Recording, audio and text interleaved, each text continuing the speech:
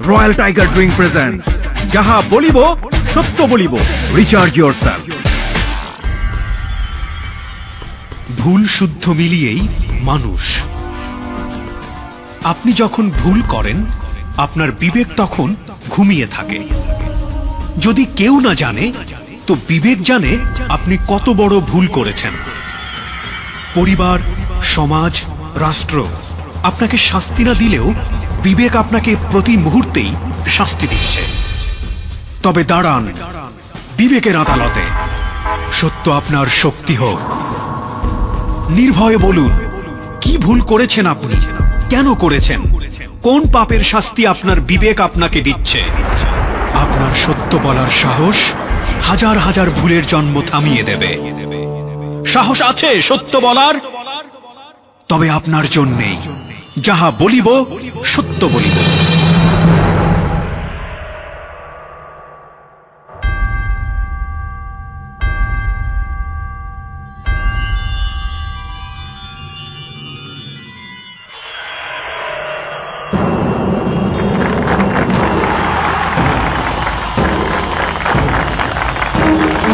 প্রিয় শ্রোতা, আপনাদের সবাইকে আমন্ত্রণ জানাচ্ছি রয়্যাল টাইগার ড্রিঙ্ক প্রেজেন্টস যাহা বলিব সত্য বলিবতে।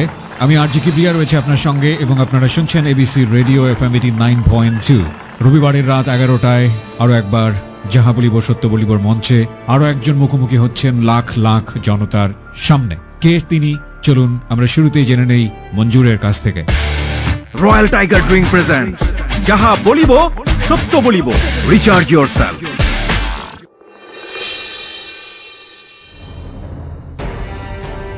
ধন্যবাদ কিবরিয়া। সত্য বলার আলোকিত মঞ্চে আজ আমাদের অতিথি আলোর পথ দেখানো একজন মানুষ, খায়ের হোসেন টিপু। 43 বছরের জীবনে আলো আধার সবকিছুরই স্বাদ নিয়েছেন। প্রিয় খেলা ফুটবল, ইলিশ মাছ আর গরম ভাত তার খুব প্রিয়। একবার পথের মাঝে একজন সন্তান সম্ভবা মহিলাকে দ্রুত হাসপাতালে নিয়ে যান এবং সেই অসহায় মহিলাকে প্রসবের পর ফুটফুটে একটি কন্যা সন্তান সহ তার বাড়ি পৌঁছে দেন। বিপদগ্রস্ত মানুষের পাশে থাকা এই মানুষটি কোন সত্যের মুখোমুখি হচ্ছেন তা জানতে চলুন কিবরিয়ার কাছে।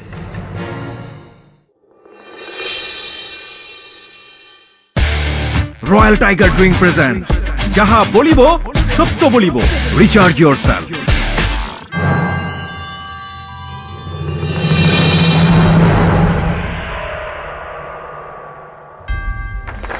প্রিয় শ্রোতা, আমরা মঞ্জুরের কাছ থেকে জানলাম যে খায়ের হোসেন টিপু নামে একজন রয়েছেন আজকে যাহা বলিব সত্য বলিবর মঞ্চে। তিনি আজকে লাখ লাখ মানুষের সামনে কনফেস করবেন।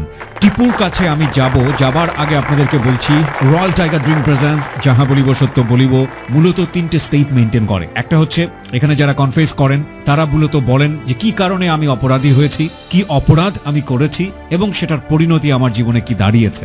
আমরা 3টে স্টেপই ধারাবাহিকভাবে টিপুর জীবনেও খুঁজে নেব। তবে আপনি যদি এই অনুষ্ঠানে অংশগ্রহণ করতে চান আমাদেরকে ফোন করবেন, কনফেস করতে চাইলেও আমাদেরকে ফোন করবেন। আমাদের ফোন নাম্বারটি হচ্ছে 09613892892। আমি আবারও বলছি 09613892892। বরাবরের মতোই আমাদের অনুষ্ঠানে যোগ দিয়েছেন জাতীয় মানসিক স্বাস্থ্য ইনস্টিটিউটের প্রফেসর ডক্টর তাজুল ইসলাম। তিনি আজকের এই যিনি কনফেস করছেন তার মূল্যবান জীবন গল্প শুনে আমাদেরকে নিশ্চয়ই তার সাইকো অ্যানালিটিক্যাল যে এক্সপ্লেনেশন সেটা দিবেন। তাজুল ইসলাম সাথে আছেন নিশ্চয়ই? জি, অনেক অনেক ধন্যবাদ আপনাকে। শুরু করছি রয়্যাল টাইগার ড্রিঙ্ক প্রেজেন্টস যাহা বলিব সত্য বলিবর মূল পর্ব। এবং যাওয়ার আগে, শুরু করার আগে আপনাদেরকে মনে করিয়ে দিব SMS পোল থাকছে। যে কোনো মুহূর্তে SMS পোল কল করা হতে পারে। ওকে, প্রথমেই যে প্রশ্নটি আপনাকে আমি করব, সবসময় করি, কোন বিবেকের তাড়না বোধ থেকে বা এই বিবেক বোধটি আসলে কে জাগালো যে কারণে আজকে আপনি লাখ লাখ মানুষের সামনে নিজের জীবনের ভুলগুলো বলেন বা অপরাধ বলেন, যাই বলেন না কেন, আপনি আজকে কনফেস করতে এসেছেন, বলতে এসেছেন? আসলে কি ভাই, আমি দীর্ঘদিন যাবৎ আপনার এই অনুষ্ঠানগুলো শুনতাছি, যেমন যাহা বলিব সত্য বলিব, তারপর জীবনের গল্প, এগুলো শুনতাছি। শোনার পর মানে এক সময় যখন আমি খারাপ পথে ছিলাম তখন আমার আত্মীয়জন বা এলাকার কোনো ব্যক্তি আমার কথাগুলো শোনে নাই, আমি তাদের কাছে শেয়ারিং করতে পারিনি মন খুইলা।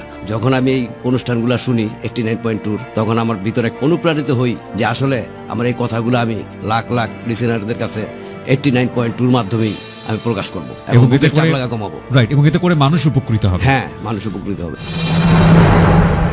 চলুন প্রিয় শ্রোতা, আমরা শুরু করি রয়্যাল টাইগার ড্রিঙ্ক প্রেজেন্টস যাহা বলিব সত্য বলিবতে টিপুর জীবনের অপ্রিয় সত্য কি সেটা আবিষ্কার করা।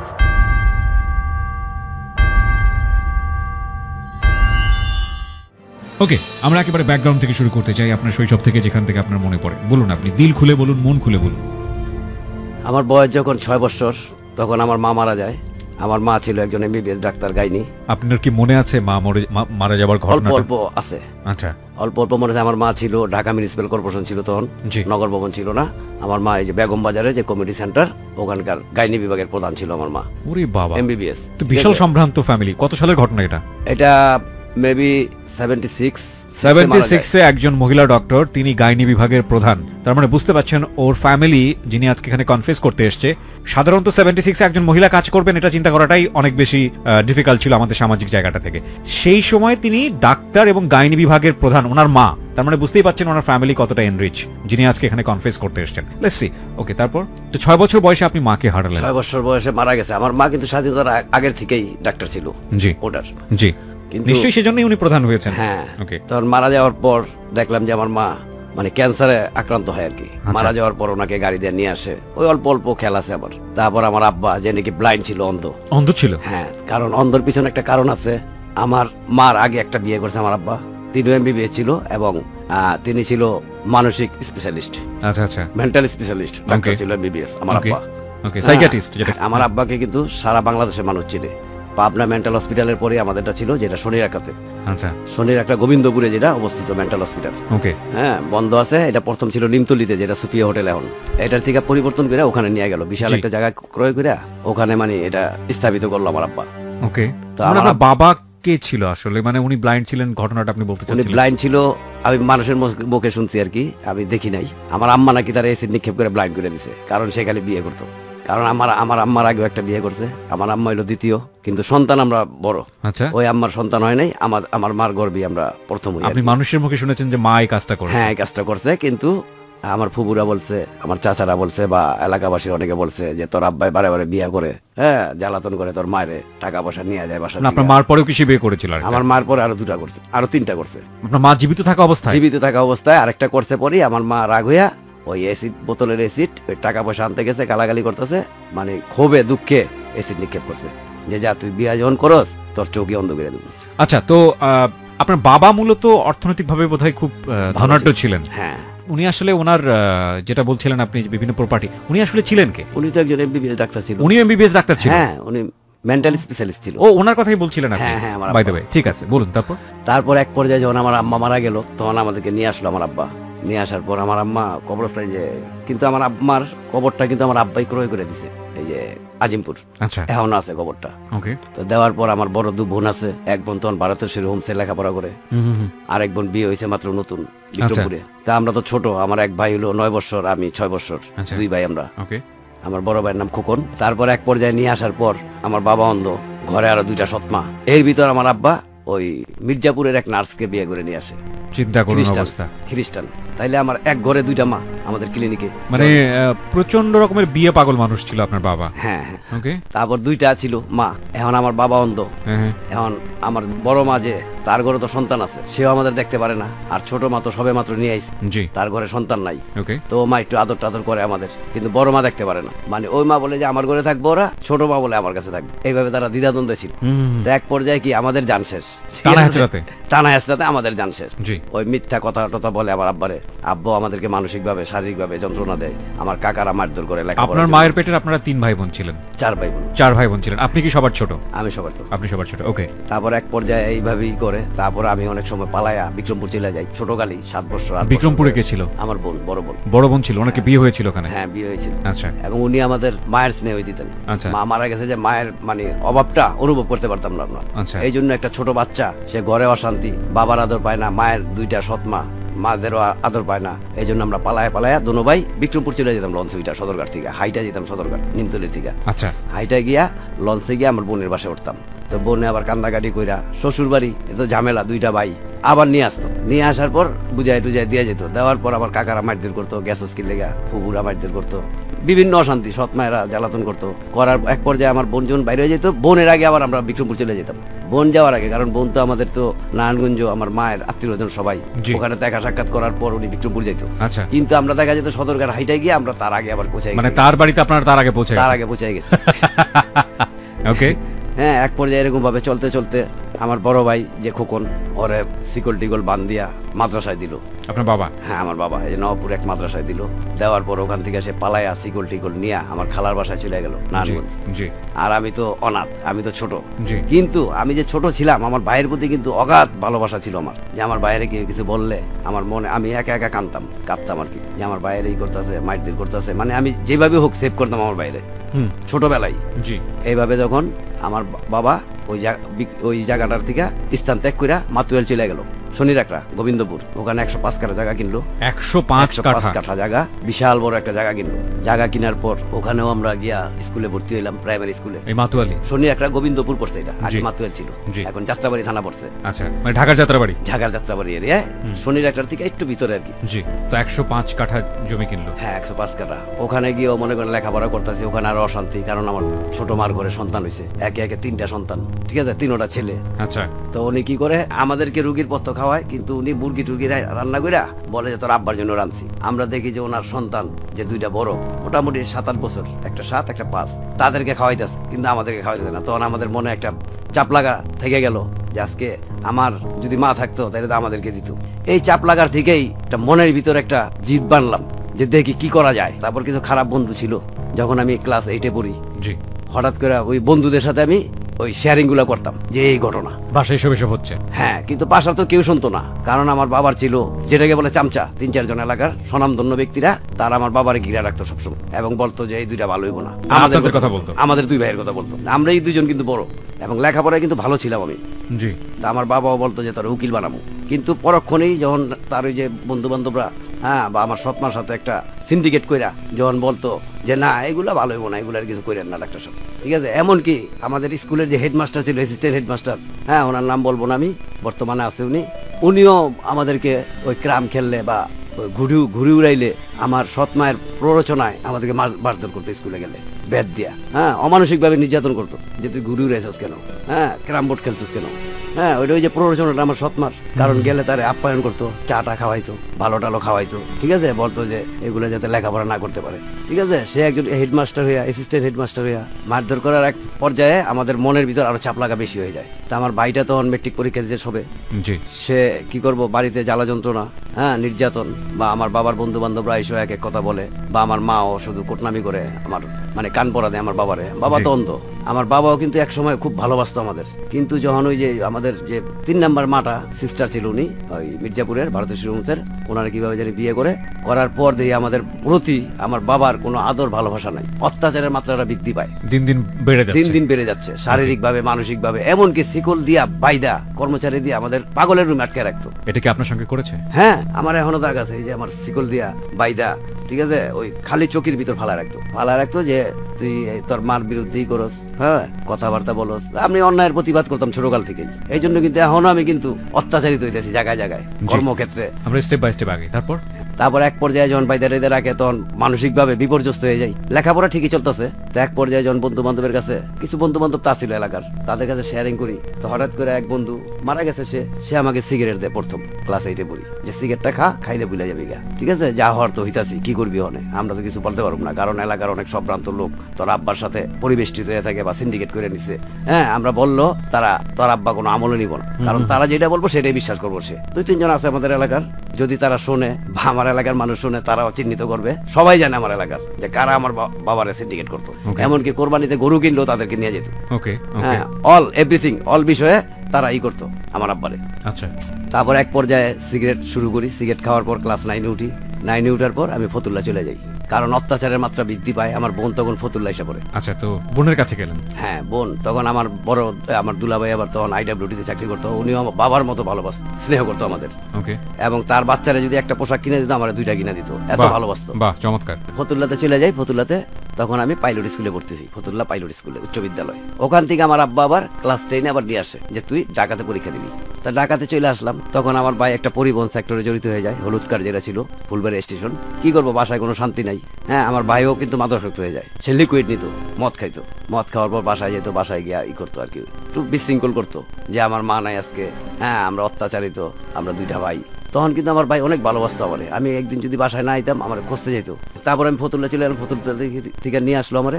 আনার পর আমি স্থানীয় একটা স্কুলে ভর্তি হই, হাই স্কুলে। ওখান থেকে মেট্রিক পরীক্ষা দিই। দেওয়ার আগ মুহূর্তে হঠাৎ করে আমার বাবা আমার সৎ মায়ের কথা শুই না আবার আমার বাইন্দাছে, শিকল টিকল দিয়া পাগলের রুমে আটকাইছে।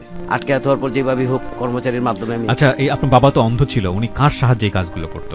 এটা তার কর্মচারী ছিল আমাদের 8-9 জন বাসায়, ওদেরকে দিয়ে এই বাঁধতো? হ্যাঁ, যেমন দারোয়ান ছিল 2 জন ডে নাইট, তারপরে ওই যে টেক কেয়ার করতো রুগীদের, ওরা ওয়ার্ড বয় ছিল।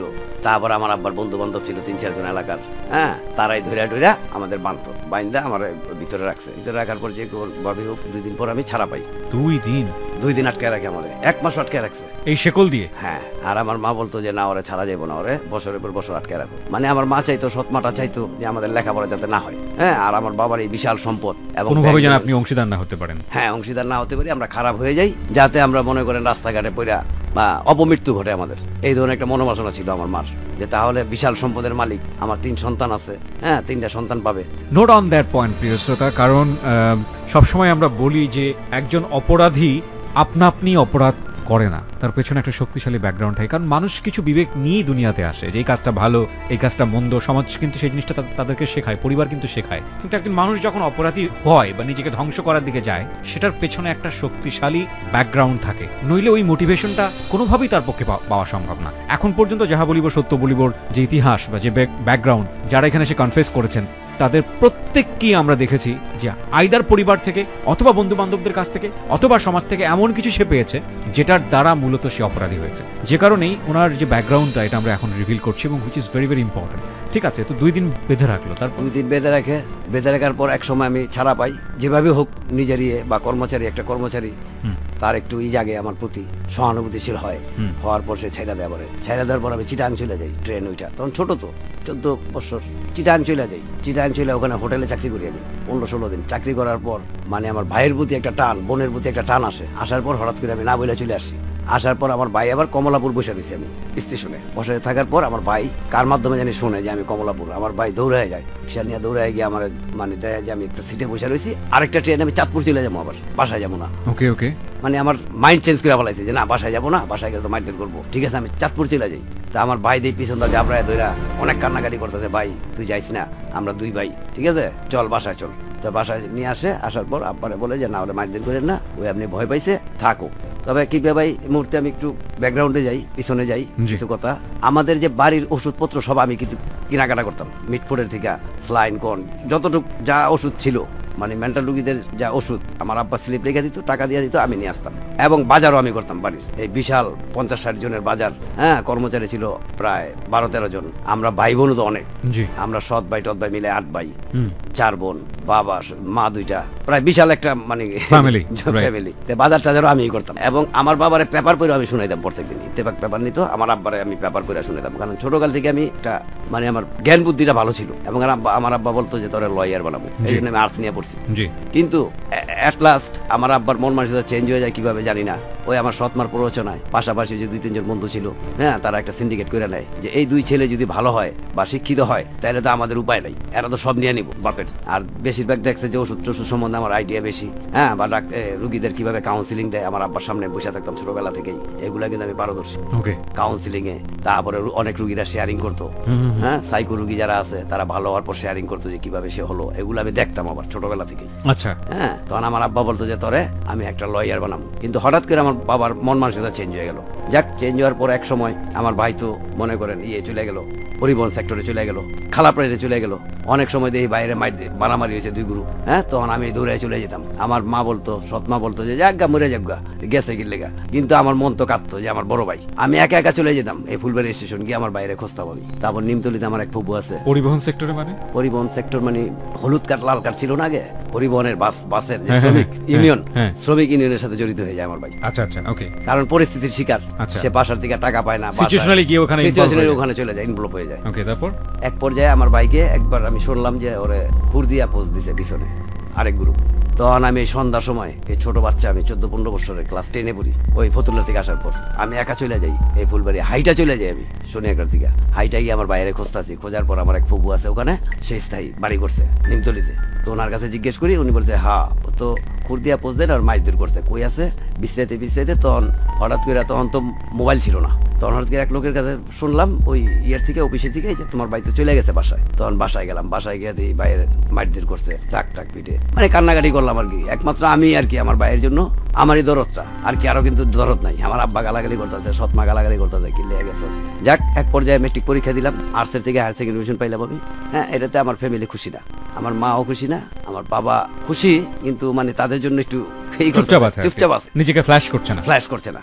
মেট্রিক পাস করার পর এক পর্যায়ে ওই যে বন্ধুদের কাছে শেয়ারিং করতাম, বারবার গিয়া শেয়ারিং করার পর তারা দুইজন বন্ধু ছিল, তারা হেরোইন খাইতো। তো তার মা আবার আমারে ছেলের মতো ভালোবাসতো। এই যারা হেরোইন খেত তাদের মা? হ্যাঁ, তার মা খুব ভালো ছিল। তার মাটা আমারে গেলে কইতো, এই ছেলেটার তুই ভালাইস না, খাওয়াইস না, ছেলেটার মা নাই, ছোটকালে মারা গেছে, খাওয়াইস না, এটা বলতো। তার মানে তার মা জানতো যে তার ছেলে হেরোইন খাওয়ায়। হ্যাঁ, হেরোইন নাই জানে, ঘরের ভিতরেই খাইতো, সে ঘরের ভিতরেই খাইতো। খাওয়ার পর বলতো যে এই ছেলেটা তুই খাওয়াইস না, ঠিক করে। ওর মা নাই, বাপ থাকতো নাই, অন্ধ, ঘরে দুইটা সৎমা, আর এমনি নির্যাতিত, ঠিক আছে, অনেক ভালোবাসতো। তো ভালোবাসতো বলে আমরা তো মনে করি মা নাই, এই ভালোবাসাটা পাই মনে করতাম আমার মা আমার মায়ের মতো ভালোবাসতেছে। কারণ মায়ের যে আদর ভালোবাসা সেটা কিন্তু আমি এখনো বুঝি না, কারণ অনেক ছোটবেলা মা মারা গেছে। হ্যাঁ, বোনে কিছু ভালো, কিন্তু বোনের ভালোবাসাটা তো আর মায়ের মতো হয় না, ঠিক না? হয় মানে মায়ের মতো আপন আসলে কেউই নাই, একটা গানই তো আছে, মায়ের মতো আপন কেহ নাই। কিন্তু আমাদের জীবনটা কিন্তু আমরা কিন্তু সোনার চামচ নিয়ে জন্মগ্রহণ করছি, কারণ আমার মা নাকি আমাদের মাটিতে শোয় নাই, এত ভালোবাসছে আমাদের। দুইটা ছেলে, আমরা দুইটা বোন, একটা বোন ভারতের রুমসে লেখাপড়া করেছে, আরেকটা বোন বিয়ে দিছে। এই বোনটা যদি না থাকতো আজকে আমাদের হয়তো বা জায়গা থাকতো ফুটপাতে, না হয় কোনো রেল স্টেশনে। ঠিক আছে, আমরা শুনি আবারও। তো ওই বন্ধু যে ওই বন্ধু কি করতেছে, একদিন গিয়ে দেখি খাইতেছে সে। তো ওর মা আমার ভাত দিছে, ভাত খাওয়ার পর কয় টিপু এনে বসো ভাই। বসলাম, তো একটা টান দাও। ওই ছেলেটা বলল, ওই ছেলেটা বলতো টান দাও। হ্যাঁ, আমার বন্ধু, কি নাম ওর? ওর নাম কায়ুম।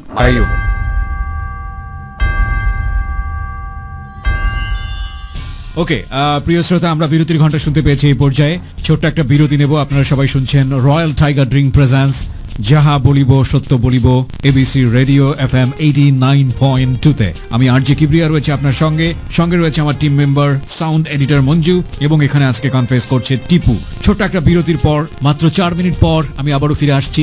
আর এই ফাঁকে আপনি যদি টিপুকে দেখতে চান, চলে আসতে পারেন আমাদের ফেসবুক পেজে। ফেসবুকের ঠিকানা www.facebook.com/kibriya.rj। আমি আবারও বলছি www.facebook.com/KEBRIA.rj। যারা আমার সঙ্গে সরাসরি যোগাযোগ করতে চান, যাহা বলিব সত্য বলিব তে এসে কনফেস করতে চান, কিংবা আমাদেরকে ইমেইল করতে চান, চিঠি পাঠাতে চান, তারা আসতে পারেন আমার ওয়েবসাইটের মাধ্যমেও। আমার ওয়েবসাইটটি হচ্ছে www.rj-kebria.com। আমি আবারও বলছি www.rj-kebria.com। ফিরে আসছি ঠিক 4 মিনিট পর। রয়্যাল টাইগার ড্রিঙ্ক প্রেজেন্টস যাহা বলিব সত্য বলিব, রিচার্জ ইয়োরসেলফ। 40 কোটি ভোক্তার প্রিয় পানীয়, 18 কোটি মানুষের গর্ব, রয়্যাল টাইগার ড্রিঙ্ক জয় করেছে বিশ্ববাজার। মনে রেখো, রয়্যাল টাইগার জিতবেই, সুন্দর আগামীটা তারা গড়বেই। Royal Tiger energy drink, recharge yourself. Royal Tiger drink presents যাহা বলিব সত্য বলিব, রিচার্জ ইয়োরসেলফ।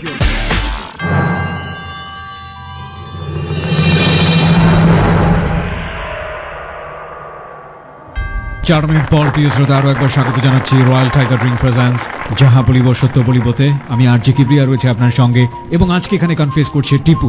আমরা কথা না বাড়িয়ে টিপুর কাছে আবারও ফিরছি।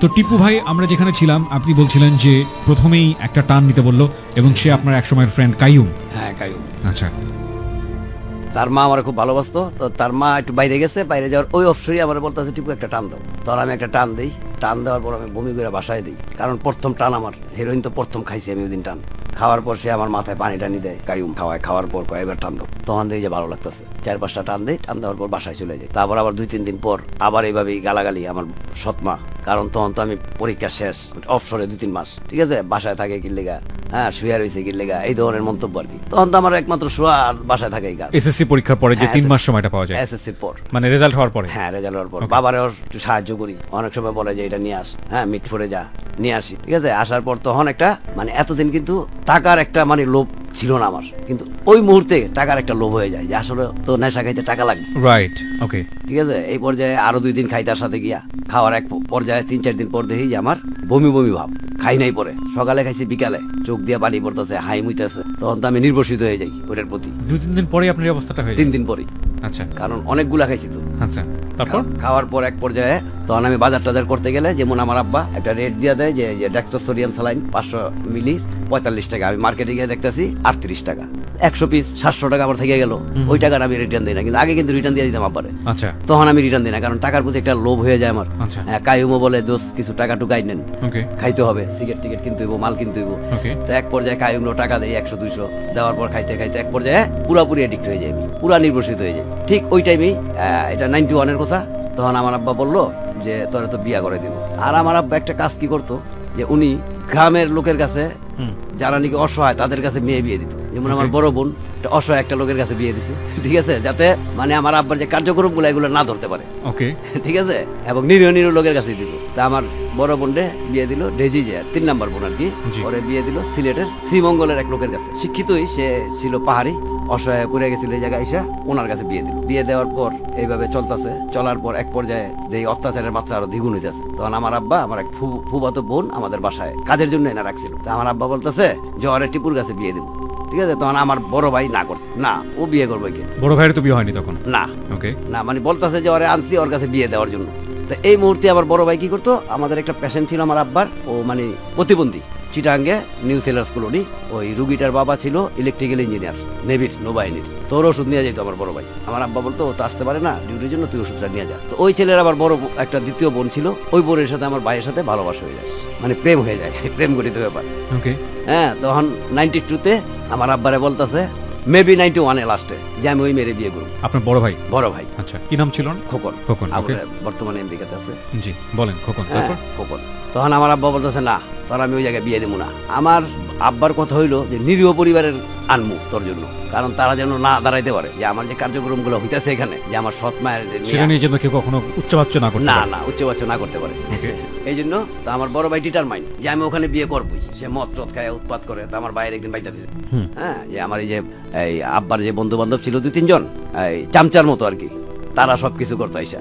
হ্যাঁ, তাদের সহায়তায়, কর্মচারীদের সহায়তা আমার বাইরে শিকল দিয়া বাইন্দা ছিল ঘরের ভিতরে। মদ টদ খাইতে চিল্লাচিল্লি করে, না আমি এই মেয়ে বিয়ে করবই। তখন শিকল টিকল দিয়া আর একটা রুমের ভিতরে আটকাইতেছে। তখন আমার প্রথম যে সৎমা, সেই সৎমা একটু মানে ই করছে যে দেখ কিভাবে ওরা ছাড়ান যায়। সবচেয়ে বড় বউ যে? হ্যাঁ, সবচেয়ে বড় যে। আচ্ছা, তখন আমি কি করলাম, যে সবাই গেছে গা বানটান দিয়া। এই যে 4টা বউ, আপনার কথা অনুসারে যদি বলি যে আপনার মা তো তখন মারা গিয়েছেন, তারপরে ওনার কয়টা বউ ছিল? মারা যাওয়ার পর 2টা। দুটো? এটা নাকি সবাই একই সঙ্গে থাকতো, একই বাড়িতে? হ্যাঁ, একই বাড়িতে, দুজন একই বাড়িতে। কিন্তু আমার মা ছিল আলাদা, আমার মা কোয়ার্টারে, সরকারি কোয়ার্টারে ছিল, ওখানে আলাদা থাকতো? আলাদা থাকতো, বেগম বাজার। জি। তারপর আমার বাইরে বানটান দিয়ে থুয়ে দিছে। তো পরে দেখলাম যারা বানতে টানতে এরা সব চলে গেছে রাত্রে 1-1:30টার দিকে। আমি তো ঘুমাই না, কারণ আমার ভাইয়ের প্রতি আমার মায়া, হ্যাঁ, অগাধ মায়া ছিল আমার, যে আমার বাইরে বান দিয়ে দিছে। আমার ভাই তো ভালো কথা কইছে, সে ভালোবাসছে, ঠিক আছে, আমরা তো ভালো একটা ফ্যামিলি, আমরা তো তার যোগ্য।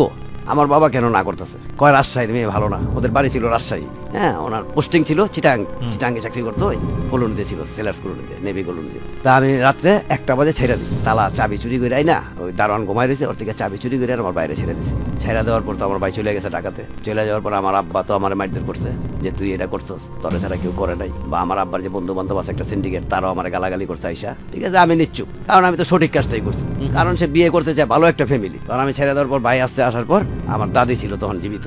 তা আমার দাদি টাদি সবাই বললো যে না, ও যখন কয় ঠিক আছে ওই জায়গায় বিয়ে করাবো। বা আমার ভাইয়ের কিছু বন্ধু বান্ধব ছিল, আমার ভাই কিন্তু একমাত্র নির্যাতন থেকে বাঁচছে, তার বড় বড় কিছু হাই র্যাঙ্কের কিছু বন্ধু বান্ধব ছিল, তারা কাউন্সিলিং দিছে, বা তারা আমার আব্বার সাথে তার যে চাপলাগাগুলো আছে এগুলো শেয়ারিং করছে।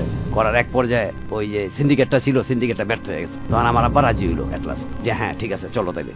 তারপর ওরা ফোনে তখন ল্যান্ডফোন ছিল, ল্যান্ডফোনে যোগাযোগ করে যে ঠিক আছে আমরা শুক্রবারে নিয়ে আসতেছি আমরা বিয়ের জন্য। তা আমরা একটা গাড়ি নেই, মাইক্রোবাস। আমি তো মহা খুশি যে আমার ভাই একটা ভালো জায়গায় বিয়ে করতেছে, আমার একটা গতি হইব ভালো, যে আমার সহযোগিতাই এটা সম্ভব আজকে হইলো। আমি আমার দাদিরে বুঝাইছি, অনেক ফুবুদের বুঝাইছি। তারপর গেলাম, বিয়ে টিয়ে করে আনলাম। আমার বাবাও গেছে, অন্ধ সেও গেছে, আমার দাদিও গেছে, সবাই গেছি আমরা। যাওয়ার পর বিয়ে টিয়ে করে আনছি। আনার পর 4-5 দিন পর আমার ভাবি, আমি একটা সাইকেল কিনে আনছি, নতুন সাইকেল কিনে আনার পর এই আমার ভাই মনে করেন বিয়ের পর চেঞ্জ হওয়া শুরু করলো। মানে আমার একটু মানে একটু দূরে দূরে রাখে আর কি, বা আমার দেখতে পারে না। ঠিক আছে, সাইকেল কিনে আনার পর ওই আমার ভাই বলতো যে সাইকেলটা আমার ঘরে রাখি। আমি না, আমি সাইকেল আনছি এটা, আমি ওষুধ টষুধ আনবো মিটপুর থেকে, বা আমি কলেজে যাবো কিছুদিন পর, আমি কলেজে যেতে হইবো। বিয়ে করে কি আপনার বাবার এখানে চলে হ্যাঁ, এসেছে? আমার বাবার এখানে মেনে নিয়েছে তাকে? হ্যাঁ, আমার আব্বা তো নিজে নিয়ে গিয়ে বিয়ে করেছে। আচ্ছা আচ্ছা, মানে ওই বাধ্য হয়ে করেছে? বাধ্য হয়ে করাইছে। ঠিক আছে, বা আমার ওই যে ভাইয়ের বন্ধু বান্ধব আছে তারা একটু সহযোগিতা করছে, আমার আব্বারে বুঝাইছে, বুঝানোর পর যে না বিয়ে করলে ভালো হয়ে যাবো। তো বিয়ে করানোর পর সাইকেল, হ্যাঁ সাইকেল নিয়ে আসলাম। সাইকেল নিয়ে আসার পর আমার ভাই বললো যে সাইকেলটা আমার ঘরে রাখি, কারণ আমার ভাইয়ের একটা লোভ ছিল যে আমার ভাই নতুন সাইকেল আনছে, সাইকেলটা আমি রাখি। তা রাখার পর আমার ভাবি নাকি বলছে আমার গালি দিছে একটা, আমি শুনি নাই। শোনার পর আমার ভাই নাকি অনেক মারধর করছে আমার ভাবিরে, মানে মারে দিলে একটা গালি দিছে। বিয়ের পর পরের ঘটনা? বিয়ের পর পরই 4-5 দিন পরই। ওহো। হ্যাঁ, তখন নাকি আমার ভাই অনেক মারধর করছে আমার ভাবিরে। তখনও কিন্তু মায়াটা ছিল আমার প্রতি কিছুটা। মারধর করার পর এক পর্যায়ে আমি যখন শুনলাম, আমি না কাজটা তো খারাপ হয়েছে, আসলে আমার জন্য মাইরটা খাইছে। ঠিক না, গালি দিছে, দেখ আমি তো কত গালি খাইতেছি সারাদিন। গালি তো আমার এটা প্রত্যেক দিনের একটা নাস্তা হয়ে গেছে, কারণ প্রত্যেক দিন আমার সৎমা, বাবা, বা মনে করেন এই যে বন্ধু বান্ধব যারা আসতেছে আমার আব্বার, সবাই গালাগালি করতেছে, এটা তো কোনো ব্যাপার না। তো এক পর্যায়ে যখন আমি সাইকেলটা দেওয়ার পর মারধর করার পর আমি একটু মনে একটু কষ্ট পাই যে আমার জন্য মনে হয় গালিটা খাইছে। খাওয়ার পর তখন আবার নেশার কাছে চলে যাই, মানে একটু একটা খারাপ লাগলে নেশার কাছে চলে যেতাম। তখন তো টাকা দিয়ে খাই। হ্যাঁ, বন্ধু যখন নাকি আমি নির্ভরশীল হয়ে গেছি, ড্রাগ এডিক্ট হয়ে গেছি, তখন কিন্তু তারা আর কেউ আমার মাগনা দেয় না বা ডাকে না যে 2টা টান দাও 3টা টান দাও। তখন আমি টাকা জোগাড় করে করে নিয়ে যাই খাই। মানে এমনও দিন গেছে আমি 8-10 বার খাইছি প্রত্যেকদিন, কারণ এই চাপলাগাগুলা, দুঃখ বেদনাগুলা ভুলার জন্য আমি নেশার কাছে গিয়ে সমাধান চাইছি। হ্যাঁ, এট লাস্ট তখন আমার আব্বা বলতেছে যে না, তোর বিয়ে করতে হবে 92-তে। হ্যাঁ, তো আমার ভাই রাজি না, না আমার ভাই এই জায়গায় কেন বিয়ে করবে? হ্যাঁ, আমার ভাই ভালো জায়গায় বিয়ে করবো আমি। ঠিক আছে, না। তারপরে আমার আব্বা একভাবে জোরপূর্বকই আমার বিভিন্ন প্রলোভন দেখাইলো, তোরা এটা করে দেবো, সেটা করে দেবো, তোর ব্যবসা করে দেবো। আমার বিয়ে করাইলো একটা হুজুরের মাধ্যমে, আমার ফুফাতো বোনের। আমি কিন্তু তখন সম্পূর্ণ পুরো। কিভাবে হলো আমরা প্রসেসটা একটু শুনি। প্রসেসটা হলো যে আমার ফুফাতো বোনটা চাকরি করতো, মানে কাজের মতো আনছিল আর কি, অসহায় তো তারা, গ্রামের বাড়ি থেকে আইনা কাজ কাম করতো আমার বড় মায়ের সাথে। তখন আমার আব্বা বললো যে আমার তো বোনের মেয়ে, আর তুই তো আমার ছেলে। আপন বোন না? হ্যাঁ, আমার আব্বার আপন বোনের মেয়ে। ঠিক আছে, তারা একটু গরিব আর কি, দেশে আমাদের দেশের বাড়িতে থাকতো। থাকার পর আনার পর বললো যে তারা ডিটারমাইন্ড আমার আব্বা যে আমি এই মেয়ে বিয়ে করামই ওরে। ঠিক আছে, তখন তো আমার ভাই তো মনে করেন কাজ কাম করে না, তো বাপের উপরে নির্ভরশীল। ওয়াইফের কাপড় টাপড়, ভাইয়ের ভরণ পোষণ, খাবার দাবার সবই তো আমার বাপ দেয়। তখন তো সে অ্যাবাউটও করতে পারে না, কিছু বলতেও পারে না। এক পর্যায়ে কি হলো, আমাদের বিয়েটা হয়ে গেল।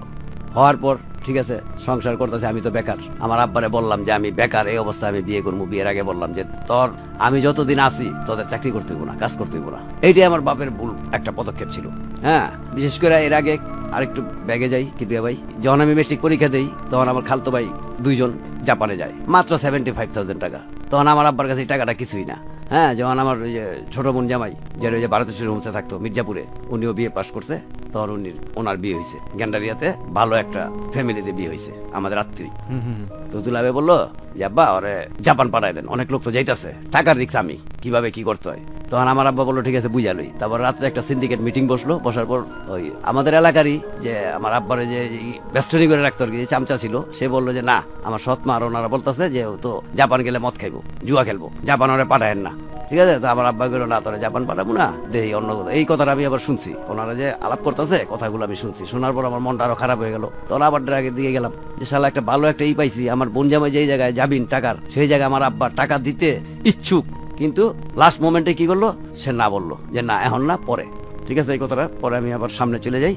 যখন আমি বিয়ে করলাম, বিয়ে করার পর আমি পুরো বেকার। তা আমার আব্বা বললো তুই তো ড্রাইভিং জানোস, এই ভাগে আবার আমি ড্রাইভিং শিখা ফেলাইছি। ওই এলাকার বন্ধু বান্ধবের গাড়ি ছিল তো, তারা বিশ্বর নতুন হয়েছে যাত্রাবাড়ি দিয়া, ওরা অনেকে গাড়ি কিনছে। গাড়ি কেনার পর আমি ইচ্ছা করে যে একটা কর্ম শিখি, আমি লেখাপড়া শিখলে তো কাজ হবে না, মেট্রিক পাস করছি আর লেখাপড়া হয় কিনা। ঠিক আছে, এই ড্রাইভিংটা আমি শিখা ফেলাইছি। ওকে, এক পর্যায়ে শিখার পর লাইসেন্সও করে ফেলাইছি। লাইসেন্স করার পর আমার আব্বা বলতেছে যে এক কাজ কর, দেখ কেউ গাড়ি বিক্রি করেনি পুরান, একটা গাড়ি কিনলাম আমি, একটা দেখলাম। দেখার পর আমার আব্বারে দেখাইলাম, দেখানোর পর ঠিক আছে এই গাড়িটা তোর।